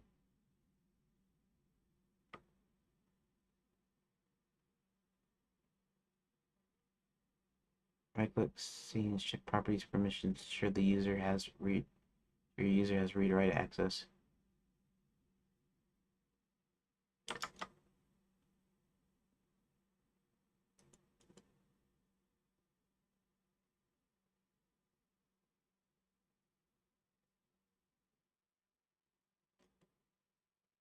File manager. Okay. Properties, permissions.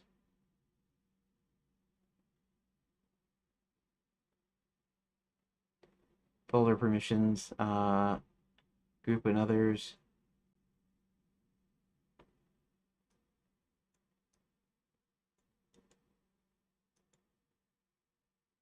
Huh.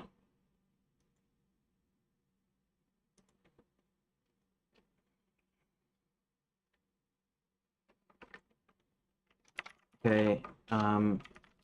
The node is in there and the file is there. The permissions are, I'm assuming this is just the attributes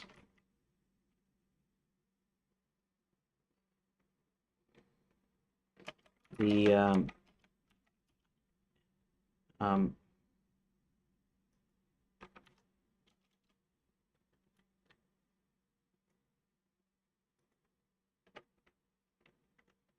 the hyphens, I think, and for group and others, write permission.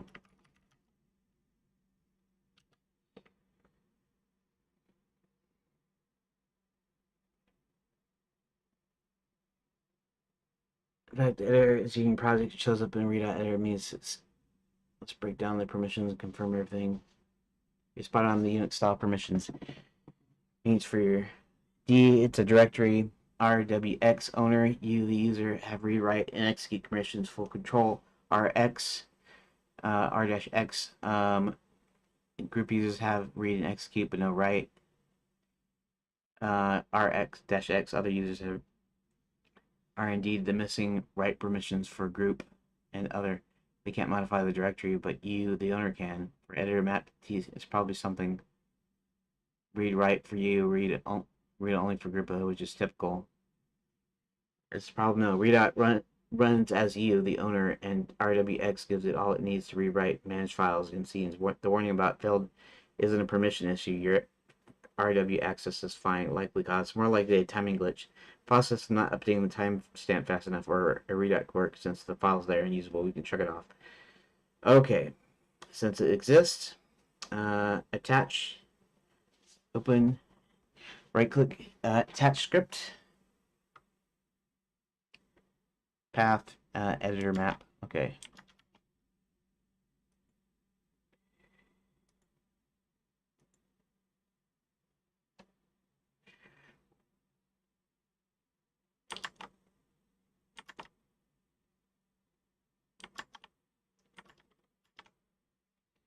I'm going to do one other thing and make the file names snake case, since I've done that with most of the file names.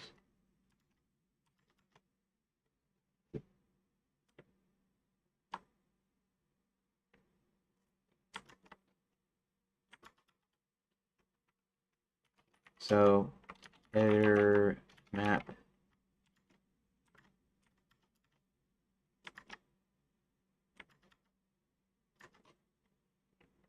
editor map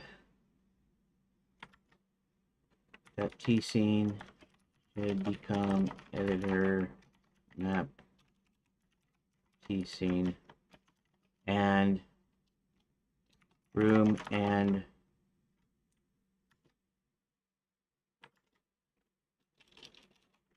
.gd and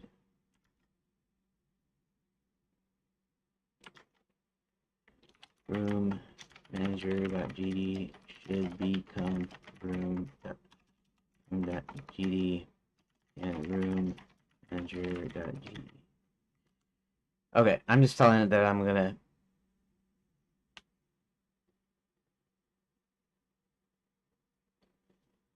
let it happen to form.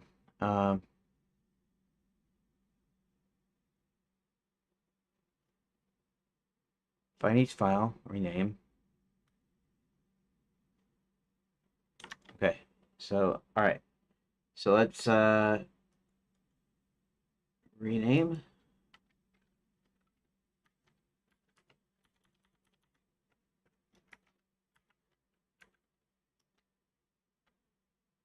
Okay, rename.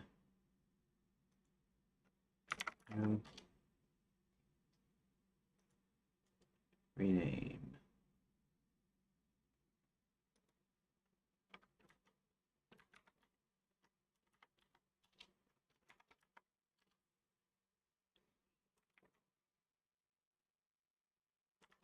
Okay.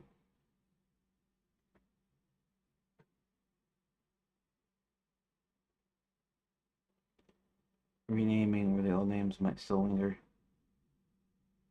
Original door class uses none needed. Original references, door via array door create. No hard-coded room.gd paths. Ensure class name room works with the new file name. Door reference is fine. Add at tool since you're about to use it. Yeah, that's all right. References room.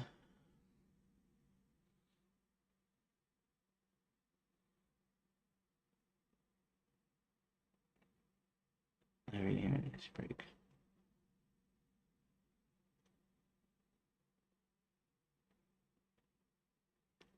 Okay, updated.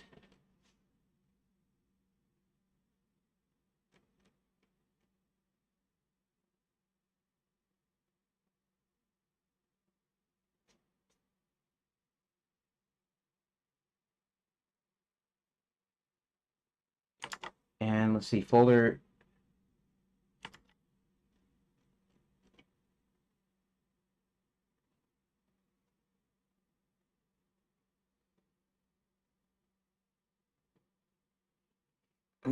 Okay, I haven't actually added anything, so.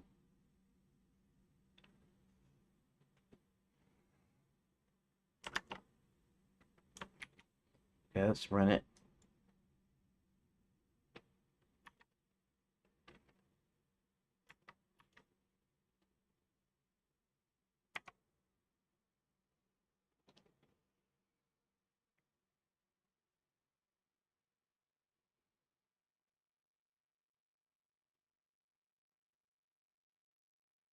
I wonder if I should save what room you're on too. I wonder if I should do that. Just so you can click the menu and or you can go back.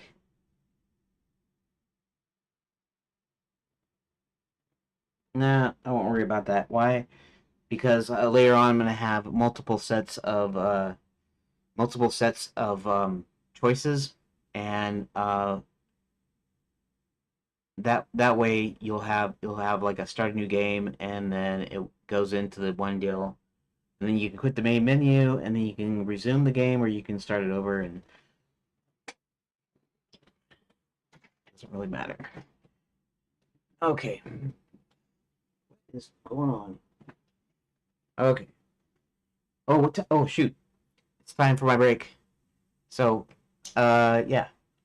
So far, I guess thanks for watching. If I don't see you on the other side of the break, I'll see you tomorrow. Tomorrow probably earlier because I got a doctor's appointment tomorrow at 2, so it'll probably be earlier in the day. Um, so yeah.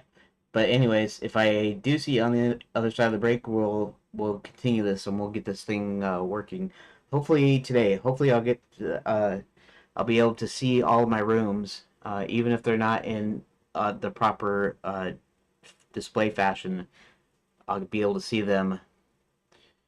Anyways, I'm gonna be on my break for about 30 minutes, so my time is gonna be till about 2:30, and I'll be around about 30 minutes from now. So yeah, and let's go ahead and mute the mic right now.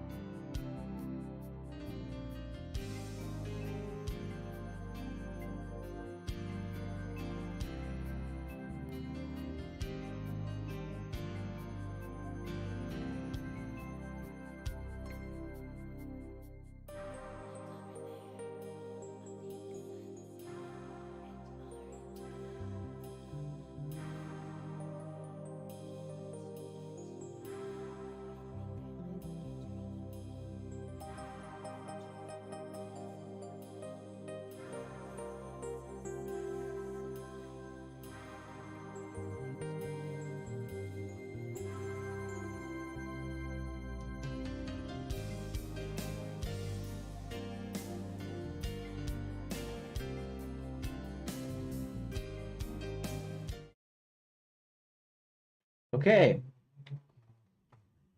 Well, uh, so let's see what I can get done in an hour. I actually got an hour and a half, but I'm gonna try to, like quit around 5 minutes till, just so I can be done at 3:30.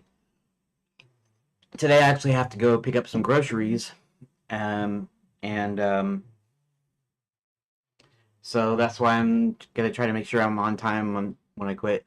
I'm gonna figure out a strategy to actually make it to where I'm on at the same time every time, and you don't have to wait a long time and all that stuff, and get things moving and running and all that cool stuff.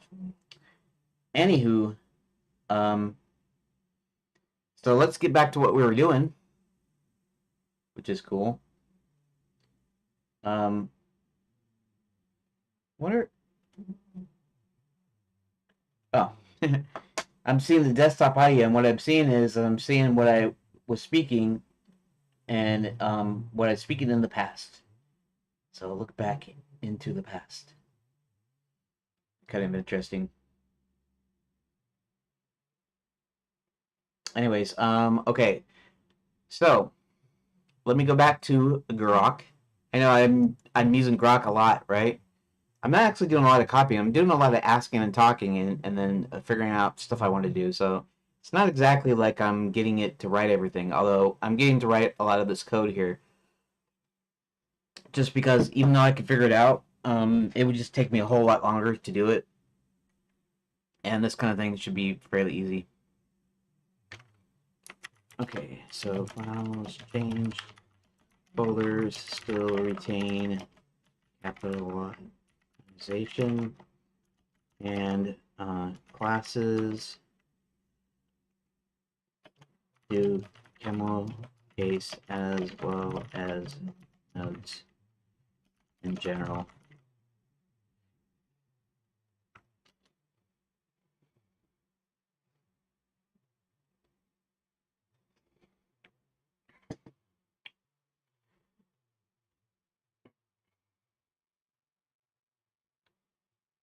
All right, so let's do this. We're gonna create. Let's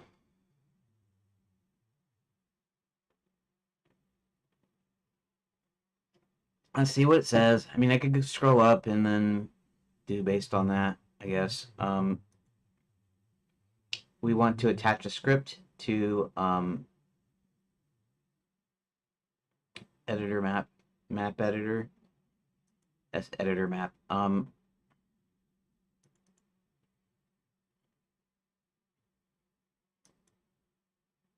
Attach a script, editor map.gd, and actually we wanted to put this in scripts though. So let's go and put this in scripts. Open and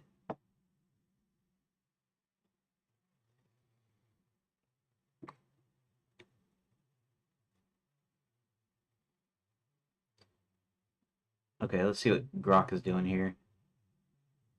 Updated setup. Yeah. Yeah, more or less. Yes. It's actually scripts. Here.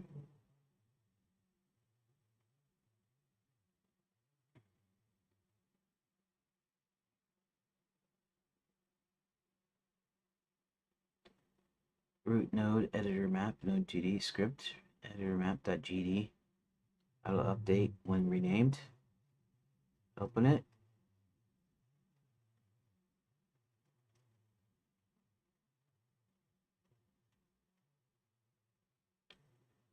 Okay, door, room, that's okay. Everything should be like it's supposed to be.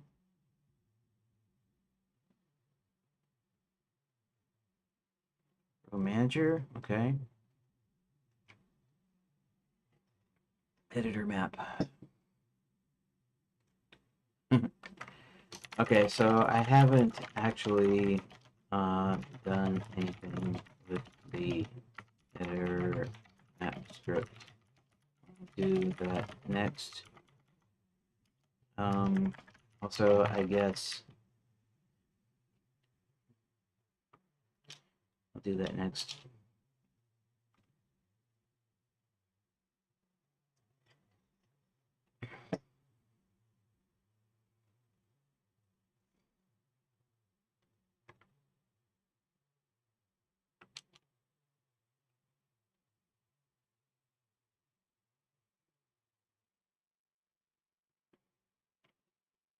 new script, right?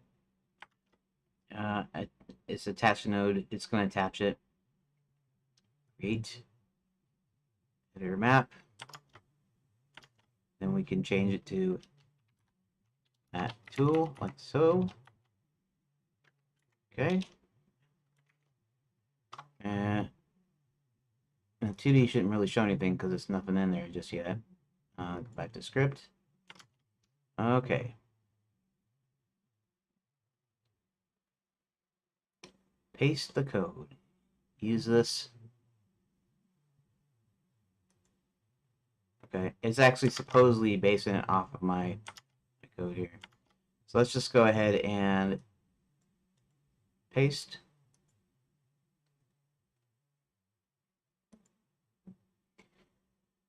Okay, so I got error down there already, which is okay. I need to change the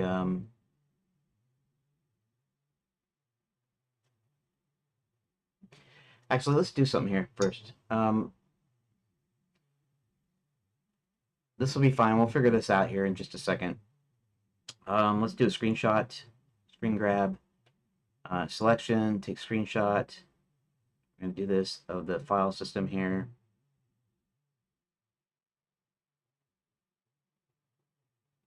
So, and then we're going to copy the clipboard. And I'm going to go over to Grok.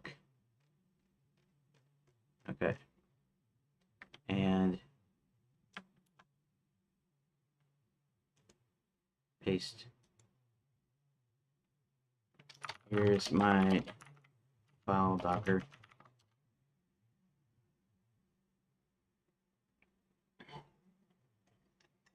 That way it'll be able to see what I'm doing here.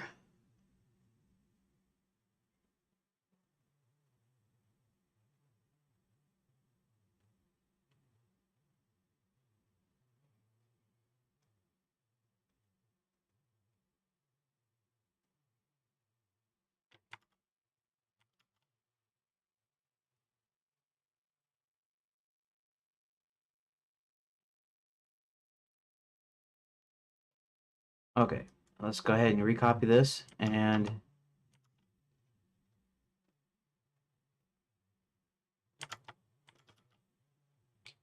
let's go ahead and we're going to select all. We're going to paste. Probably have the same error. We're going to go ahead and I'm going to go ahead and save it. File name not declared in current scope. That's okay. We'll figure this out. We'll get this out. Load all rooms. Load all rooms. Get children, remove child. Child queue free. Okay, that's fine. JSON dir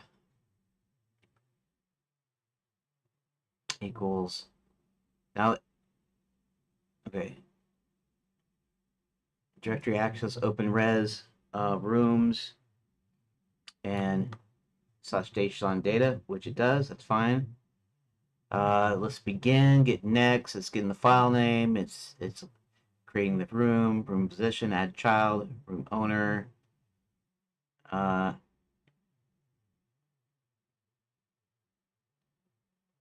Okay. Right. Edited scene root.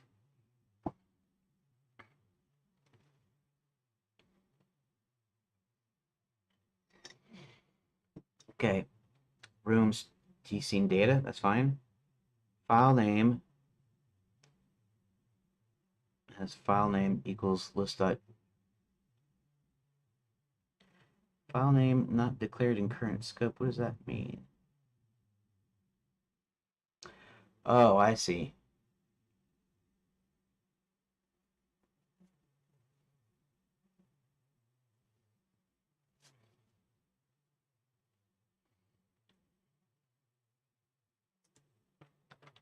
Okay, let's make this, let's do var file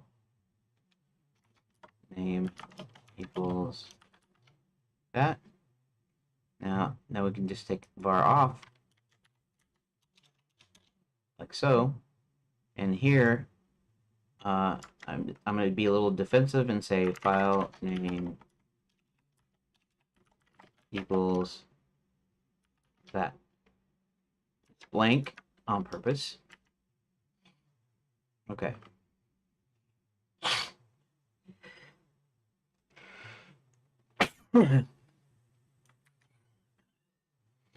Okay.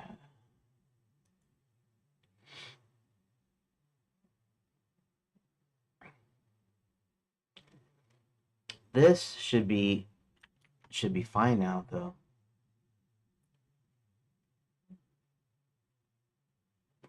Let's do something here. Since I actually saved it, let's go ahead and restart Redot. Let's go ahead and restart Redot. Redot, phase 1. Edit. Oh. Quite interesting. Haha, I didn't realize that. That is quite excellent. Okay, so is there an error?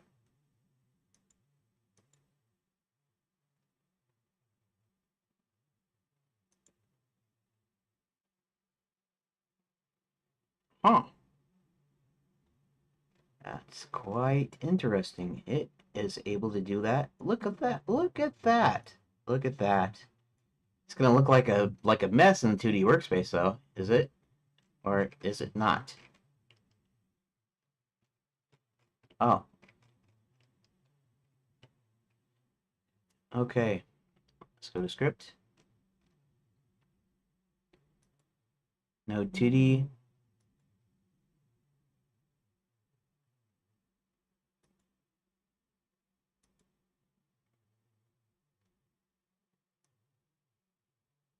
Okay, so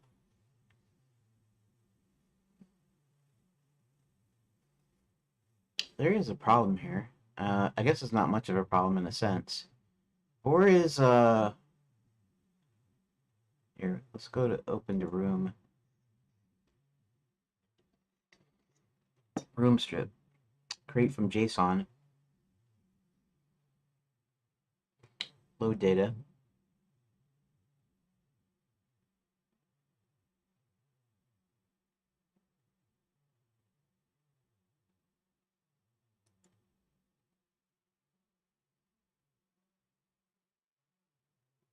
Oh, running in the editor. That's all right. I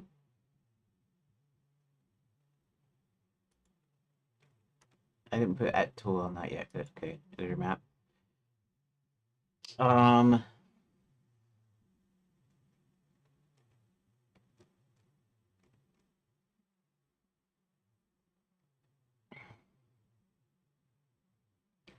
Let's go. Let me check the thing here. Name equals.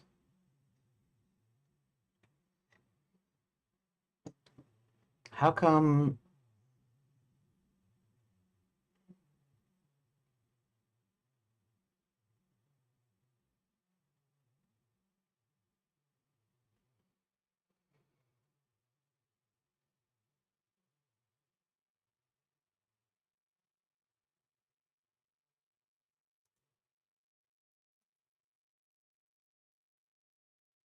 Let's see the tseam files here.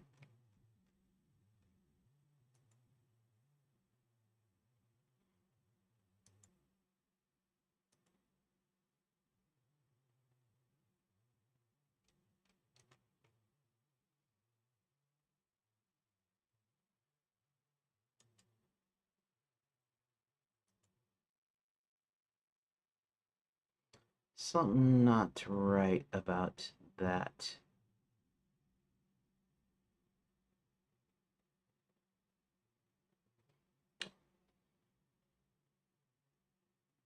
Huh. Something not right to me. Okay, first.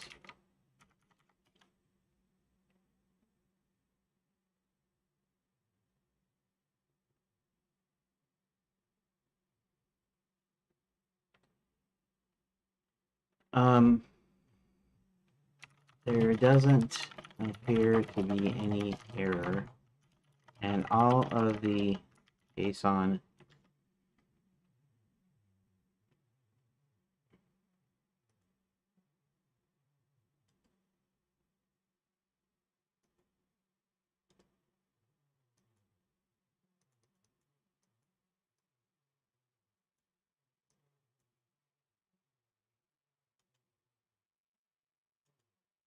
Can I copy? I want to copy the name. Control C, escape.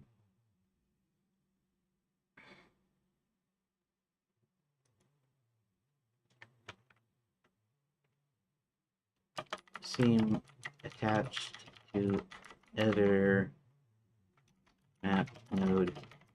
However, there's some peculiar things. Firstly,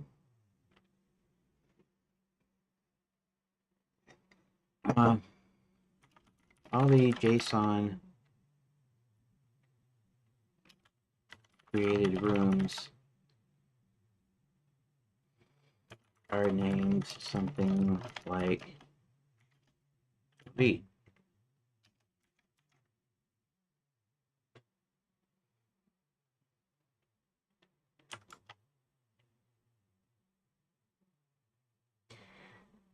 Let's see something here.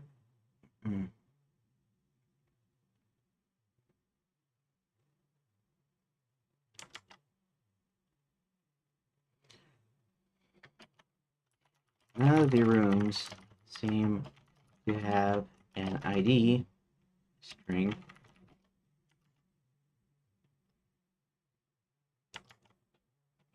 which is odd because you're using my load from JSON script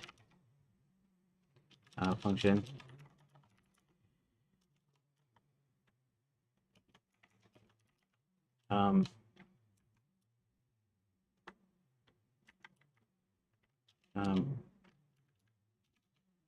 And also none have doors.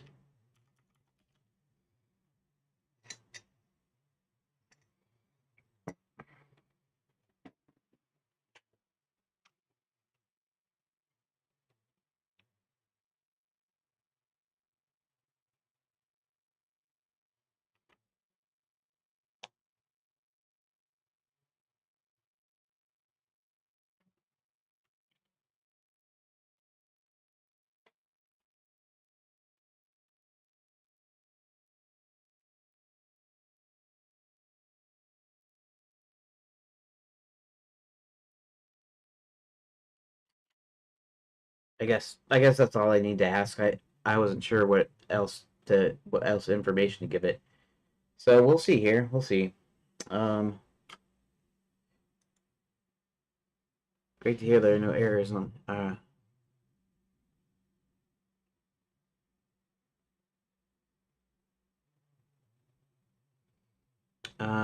when Redot creates a node programmatically, it assigns a default name.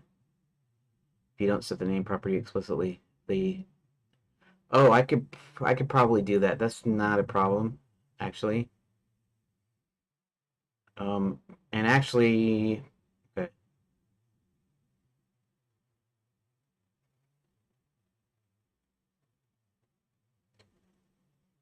In editor map, we're creating rooms. We're not setting the name property of the room after creation. Room name property main menu is set. That's a custom variable, not the node's actual name in the scene tree. Yes. Fix the node's name to match the room name or other unique identifier like ID in load all rooms. What's happening is you're seeing ID. No. Here. Before doing that, what I meant was in the inspector, there isn't there is an ID field, which is a string. Let's see. Let me go. Let's go back to it. Let's see here.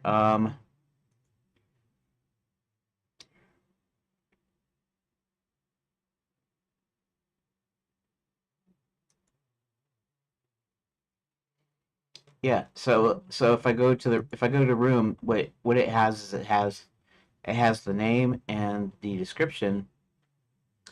Oh. No. Oh. Oh. I didn't have any of the exposed. Where can I... Let's see.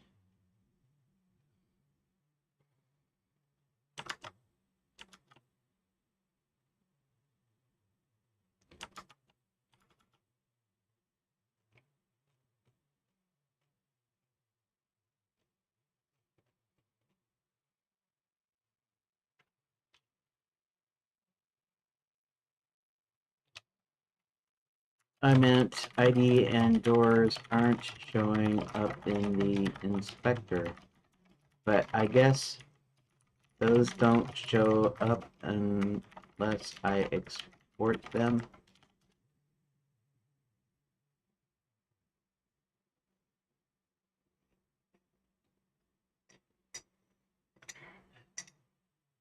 Yeah.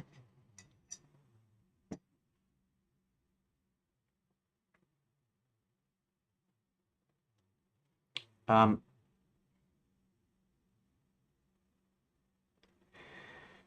okay.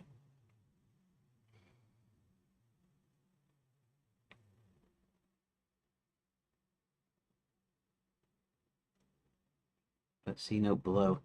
Yeah. The doors is an array. It's an array of door class, so honestly, it shouldn't show up.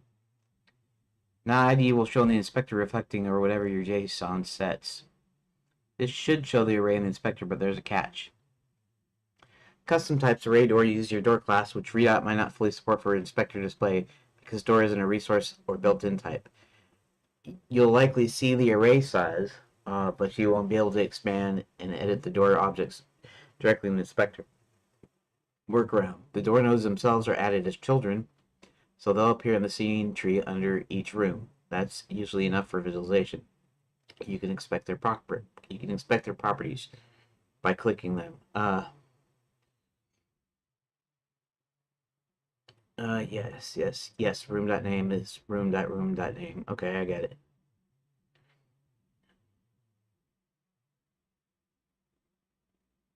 Door nodes appear as children in the scene tree.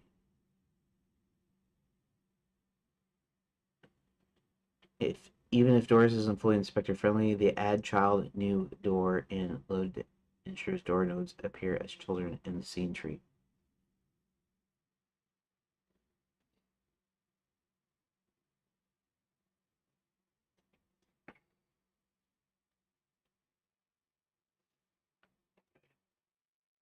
Check inspector.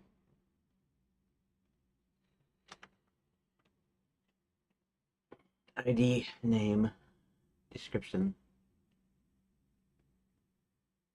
door ID.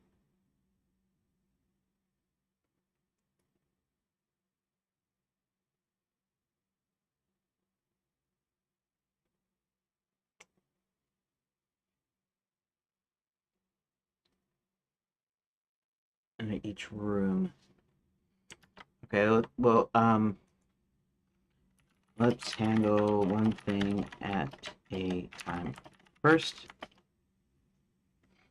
I do want the ID exposed, although technically speaking, it probably won't be changed. That's another thing I didn't think about.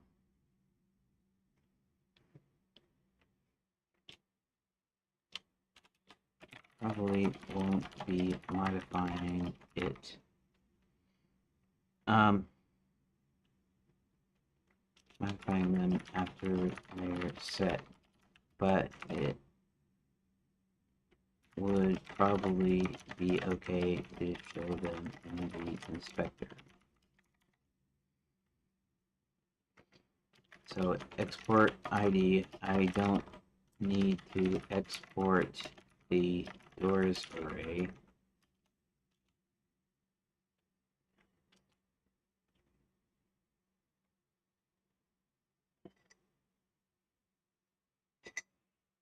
You might not need to modify ID after setup by having an invisible inspector super helpful for debugging. Confirm that your JSON data is hand loading correctly. We'll skip exporting the doors array since you don't need it hit there. The door node is already visible as children in the scene tree. Anyway, okay. Export var.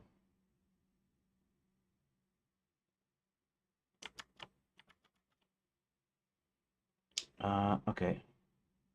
Let's go to room. I'm in room already. Okay, I'm in room. We're gonna export this. Export. And it's gonna be add export. Okay. And I guess, is there a way to reload the editor?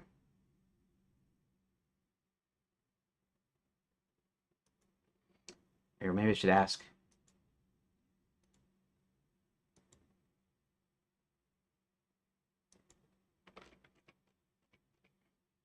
Is there a way to reload the editor so I don't have to exit and restart?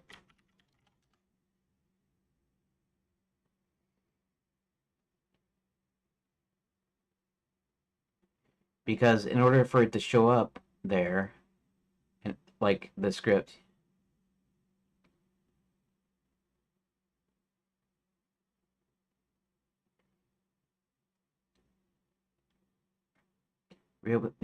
the simplest way to reforce Redot to reload the scene in its scripts. Close editor map scene in the editor, click the X. Oh yeah, and reopen it. Of course.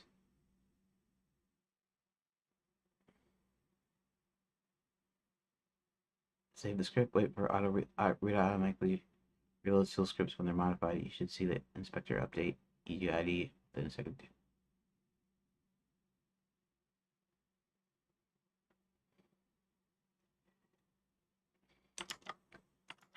Okay.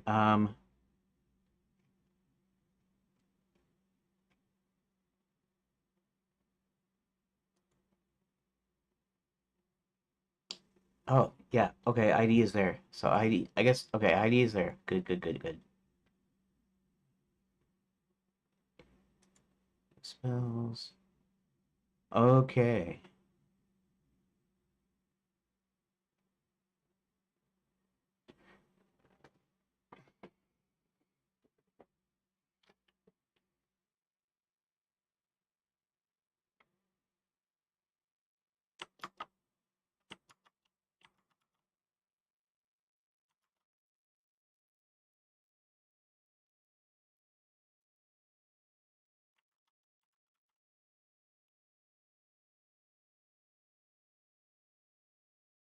Okay. So the other thing we want to do here is I went. Okay. So editor map GD. What I want to do is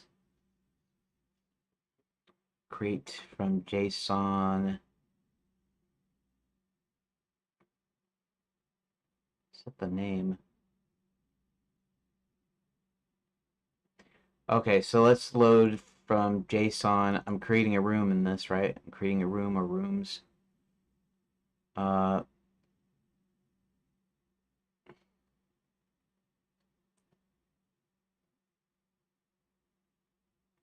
Name, description. Now let's do.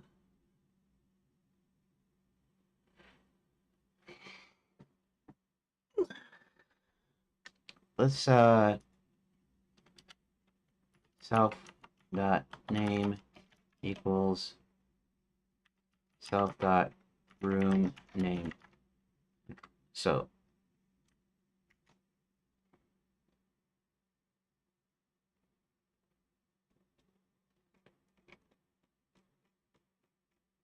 now the question is,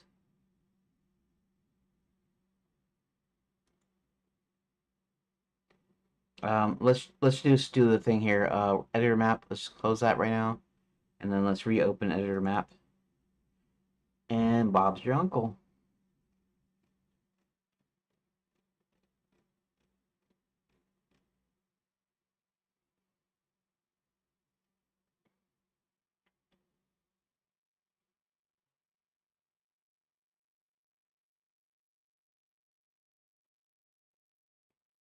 Okay. Let's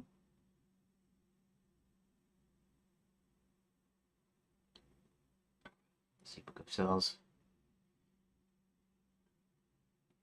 Okay. So this is what I named each of those, which is fine. It's actually fine. Actually,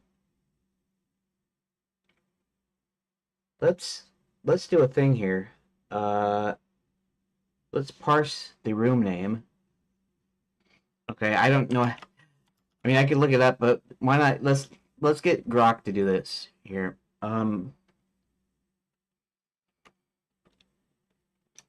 Okay, so ID shows everything is good. Now what I want to do is parse in quotes the room name so that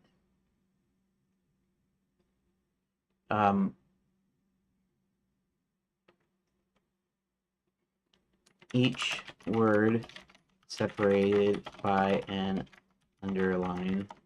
underscore character capitalized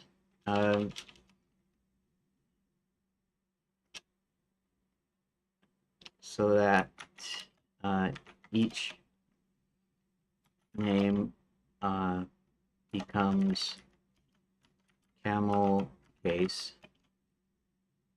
or is it Pascal case? Or is that Pascal case? Where each word is capitalized and the underscores are removed.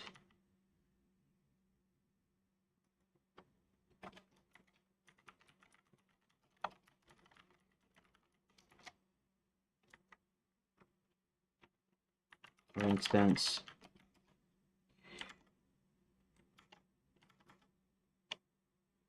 let's see, oh.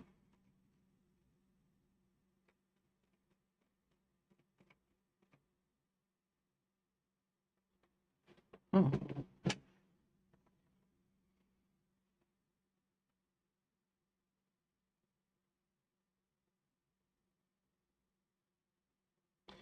gonna have these added in an order.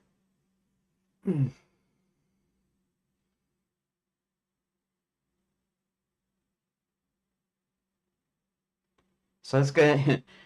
I mean, honestly, it's extra code, extra stuff in here. Just to kind of pretty up stuff, so to speak, before actually getting back into really working on the game. But after I do that, what I'm gonna want to do is I'm gonna want to take all the names, and then I'm gonna want to re-add them in the particular order. In fact, when I do the load, when it does the load, instead of just a directory, I think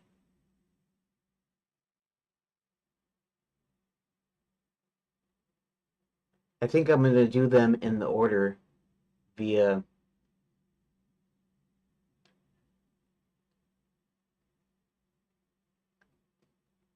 Now their layout is going to be different than their actual order in the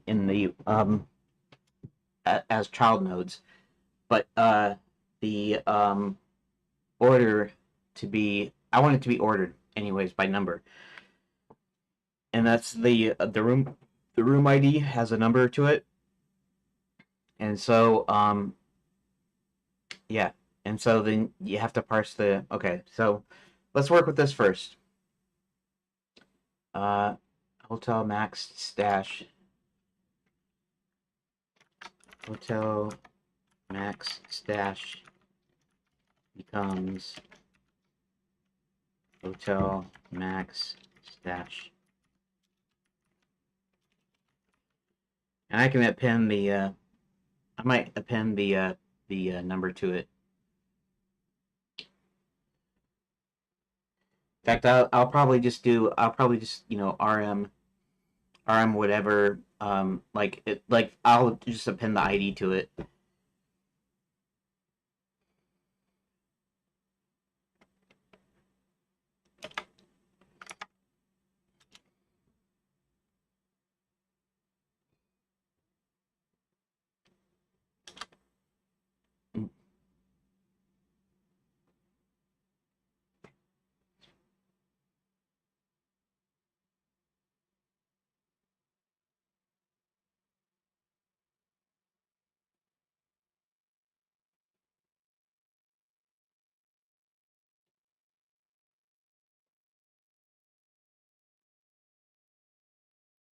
I mean, I guess I can figure it out, but should be quick.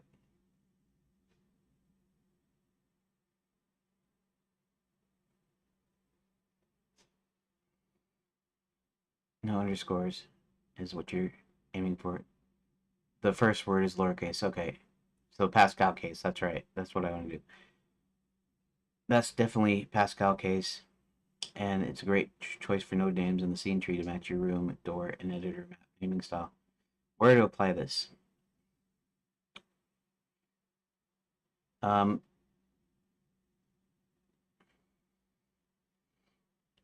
for setting it as name.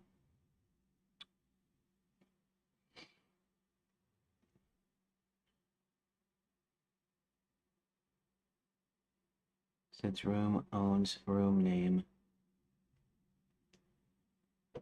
uses for both the node name and the label.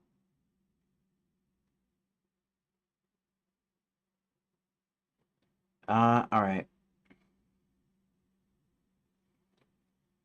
I don't actually need it to do it in there. That's fine. I don't mind the name being there.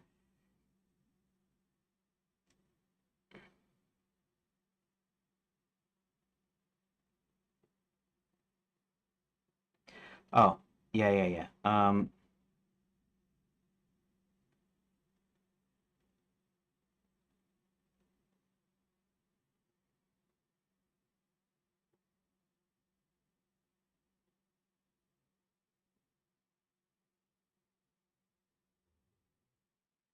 Label uses.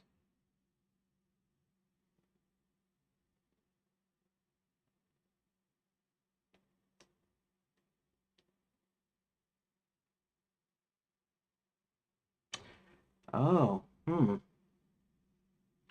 I didn't think about that because I wasn't even doing that yet. I was just doing for this part here.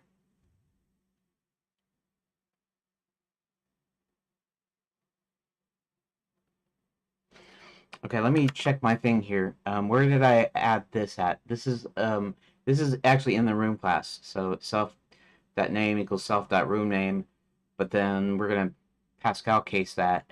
I'm not worrying about label here.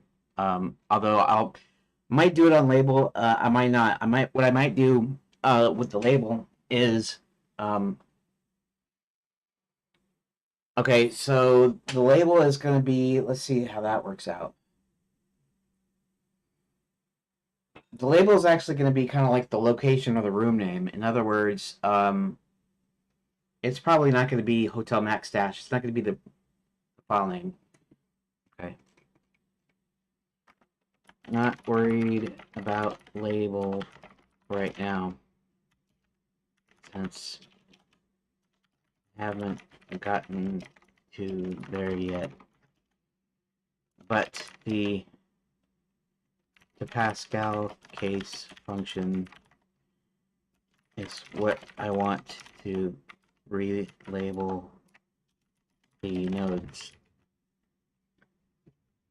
So I'll implement that just a moment or two. Okay, shoot. It's almost time for me to go now. This kind of happens when it's like when I get started, that's just when I have to stop. Kind of annoying to me. Convert case, we'll just do this. I just don't know the actual files to manipulate strings. I mean, like again, I could do it myself, but it's always easier to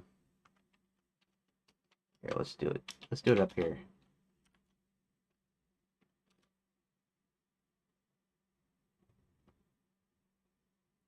What is the problem there?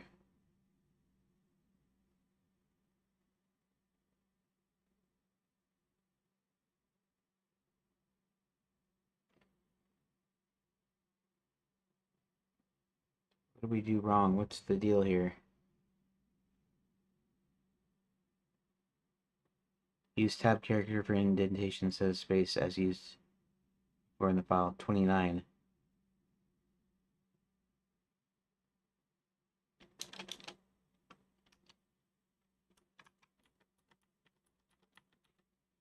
Oh, I think I know what the problem is.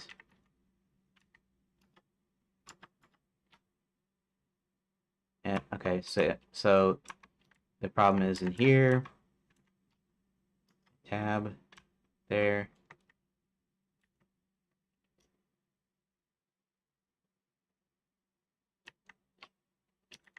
Tab and tab, like so.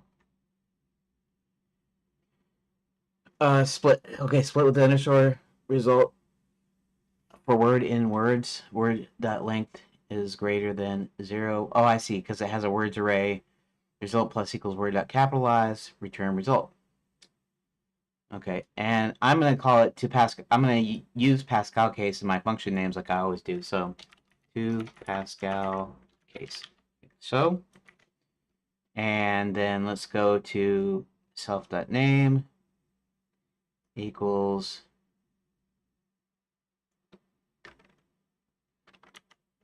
to Pascal case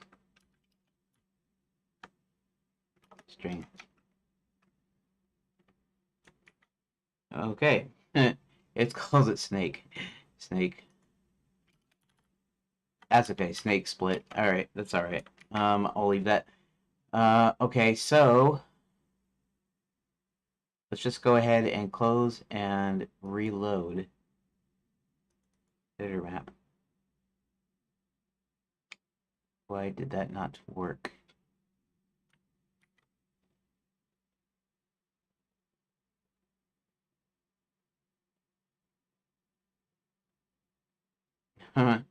Okay. Let's put a deal here.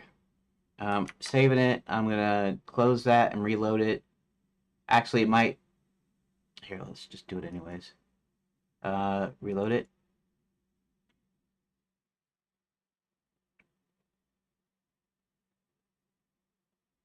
Hmm.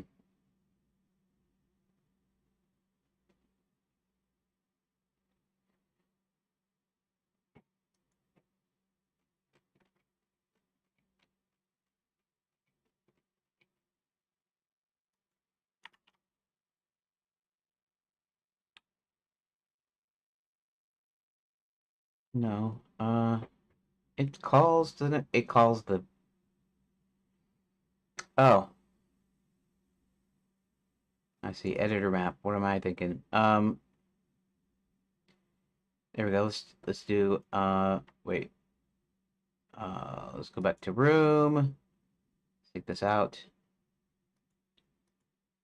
Let's go to editor map. Let's go to this guy right here. And then we're going to go ahead and close that. And then we're going to reload it.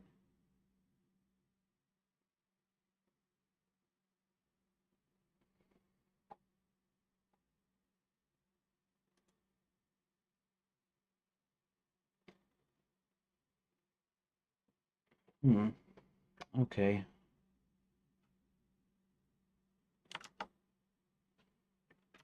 Can I run the debugger?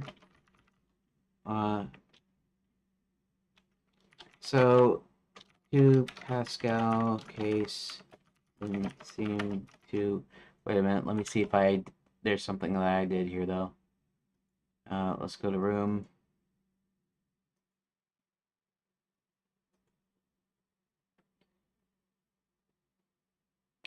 Okay, let's do something here. Let's do a print self.name.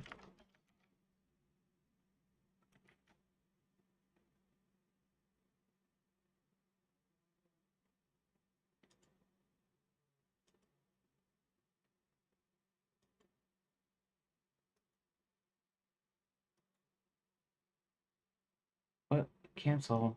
What did it? Oh, reattach.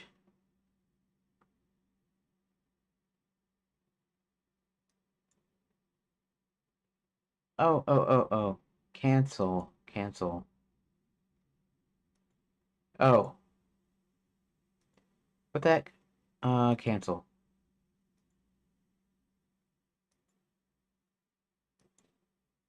Oh, I see.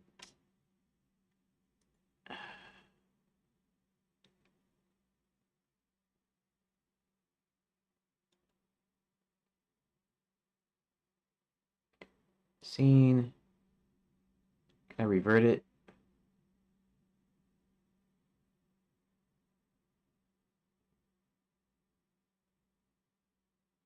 Reload save scene. There we go. Why? Oh, right. These are scenes. Okay. Okay. I see. Editor map. Oh, it did print them though.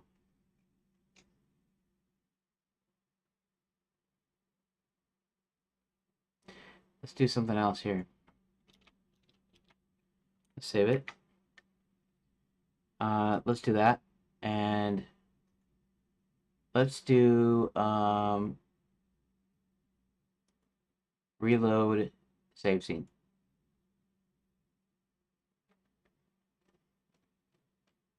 You can't, okay, so I can't, there's no way to debug it correctly. But instead of you telling me what to change it to,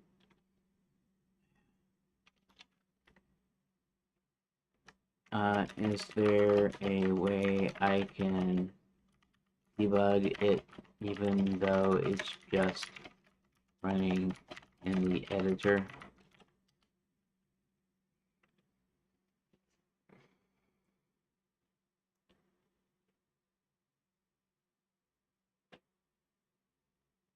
Is there a way I can debug it even though?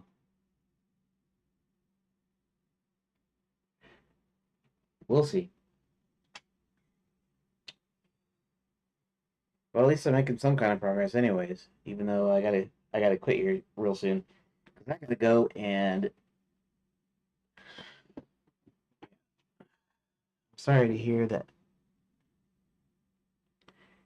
just since it's running in the editor too. You absolutely can debug editor scripts even though they're not running or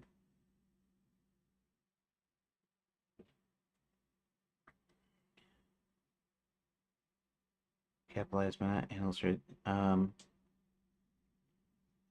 The room name equals room to Pascal case. Debugging tool. The simplest way is to add print statements to see what's happening at each step. Right?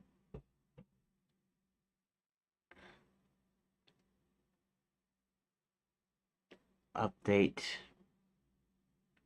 Prints the okay. Reopen. Analyze. Supports breakpoints in the header even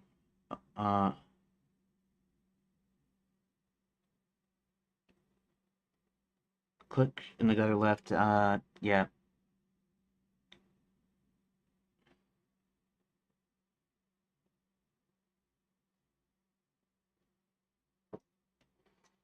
Debugging project settings debugger.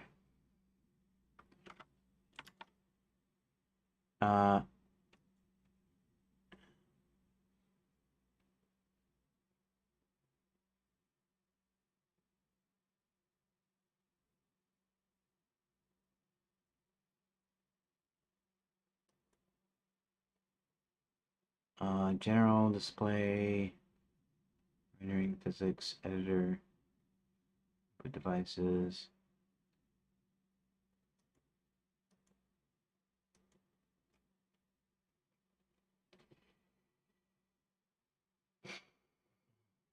Bubbles.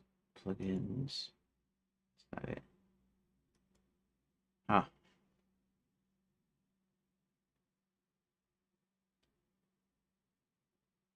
Okay, Control S. Close that.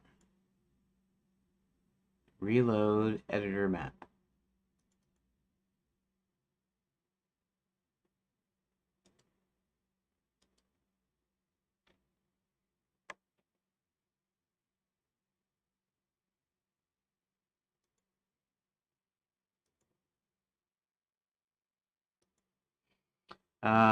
Let me ask in Discord. Hopefully somebody in Discord will.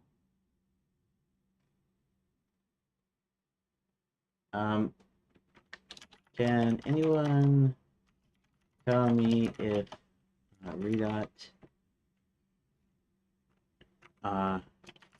will stop at breakpoints in tool scripts?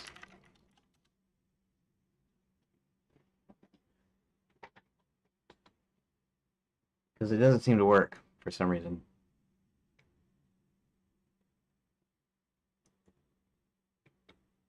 I could ask Godot, I guess, also, because where's Godot?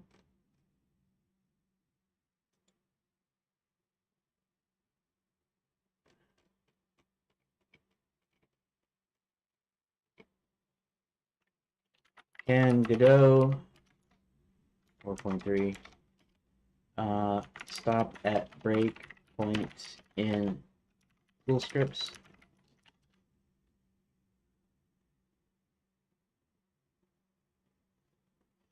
Somebody can tell me. I have to quit here in a second, so I kind of need an answer.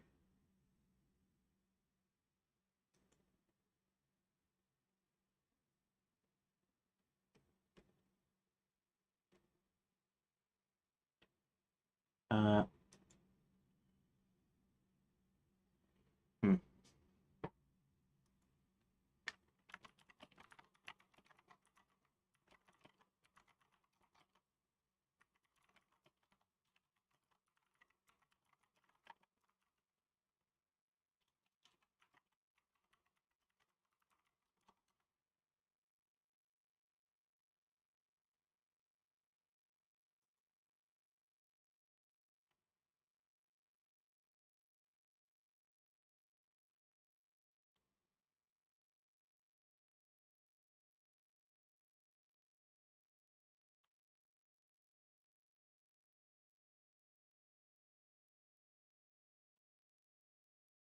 Only if you run the scene. I don't think the editor can debug itself. Okay, I guess that makes sense. Maybe I have to run it in order to do it. Can I run a scene? Can I run it by itself?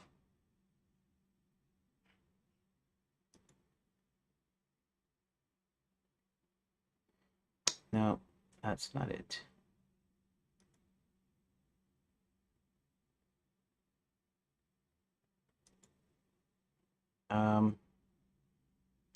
Spells editor map. All right, I'll have to do the print. Okay, forget that. I'll have to do the print. Okay, so let's go to oh, I'm in the room. Okay. 2 Pascal case. Print words. We're gonna see if that works.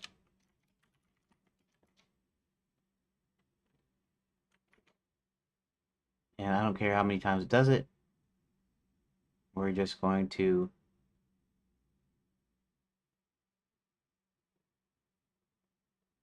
close editor map. Or reopen editor map.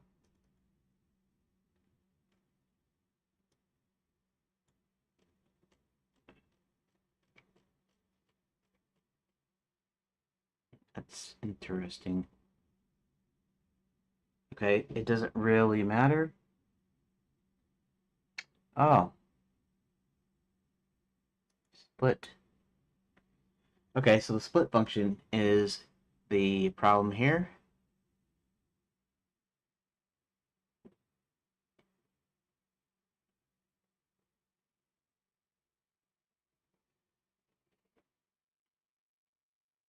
Okay, let's see some here. Go split function.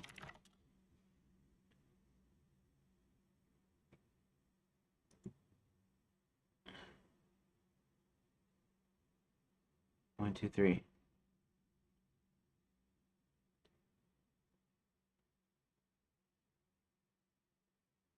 Let's allow splitting by individual characters.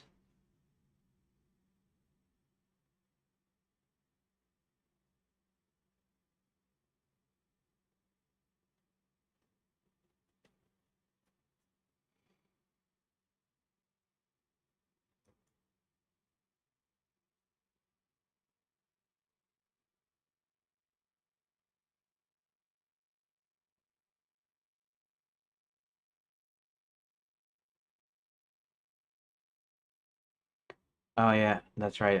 I should have done that. All right, so let's take split and let's actually just look up symbol. Split delimiter.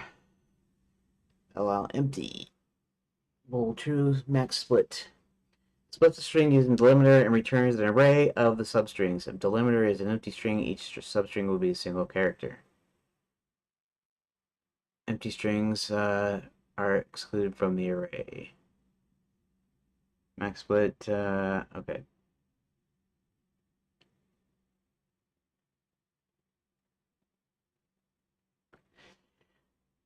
Okay, so let's check out room here.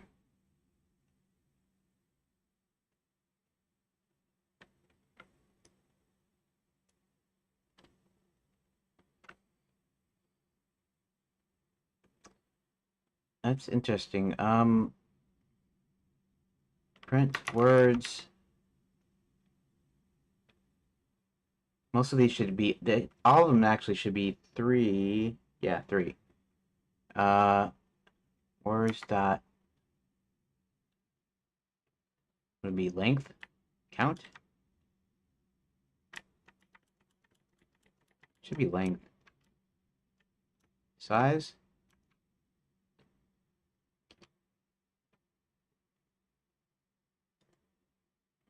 Lookup symbol.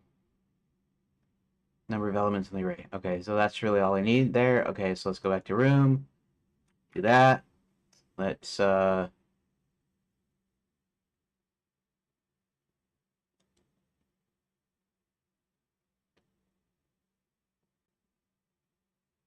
I can play the scene, can I? Let's just scene, reload, save scene. Did it do it?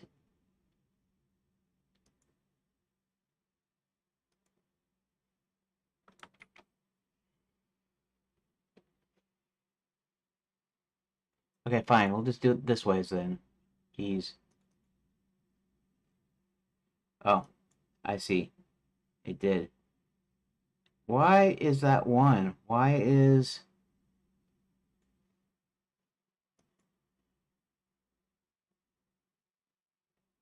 Okay. Doggone it. 331. I need to fix this stupid thing. Oh, that's because it's not underlined. It's, that's my stupid fault. Delete. And it was just capitalizing it. Okay. Scene. Reload. Save scene.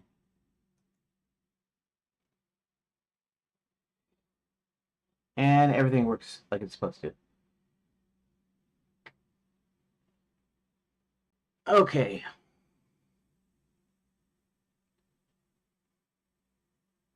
And I think I am going to go ahead and add the ID to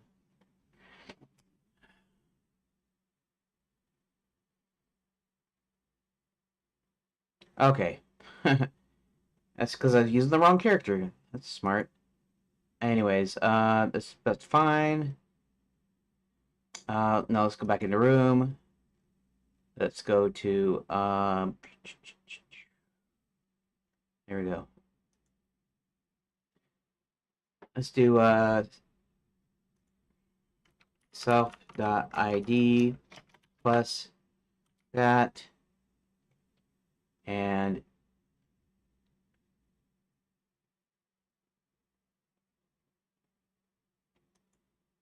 reload save scene. Oh. That's not what I don't want to remove. Okay, so I don't want to remove. Oh, I know what I'm doing here. Okay.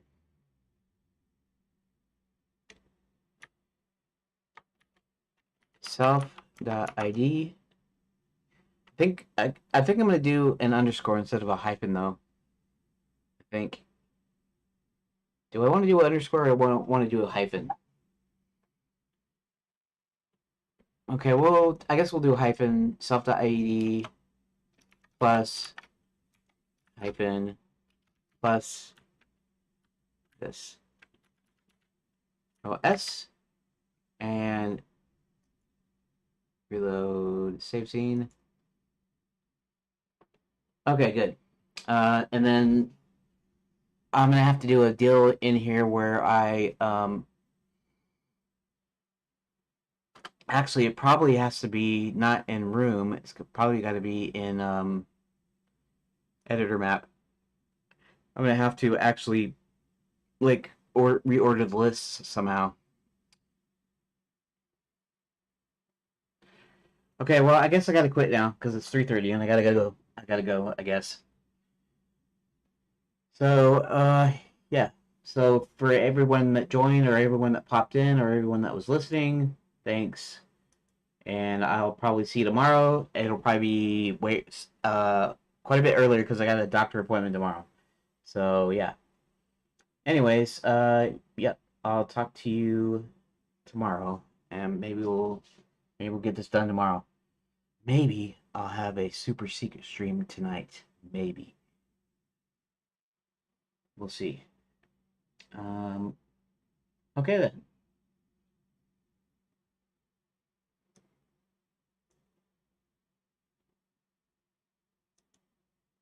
Thank you for watching.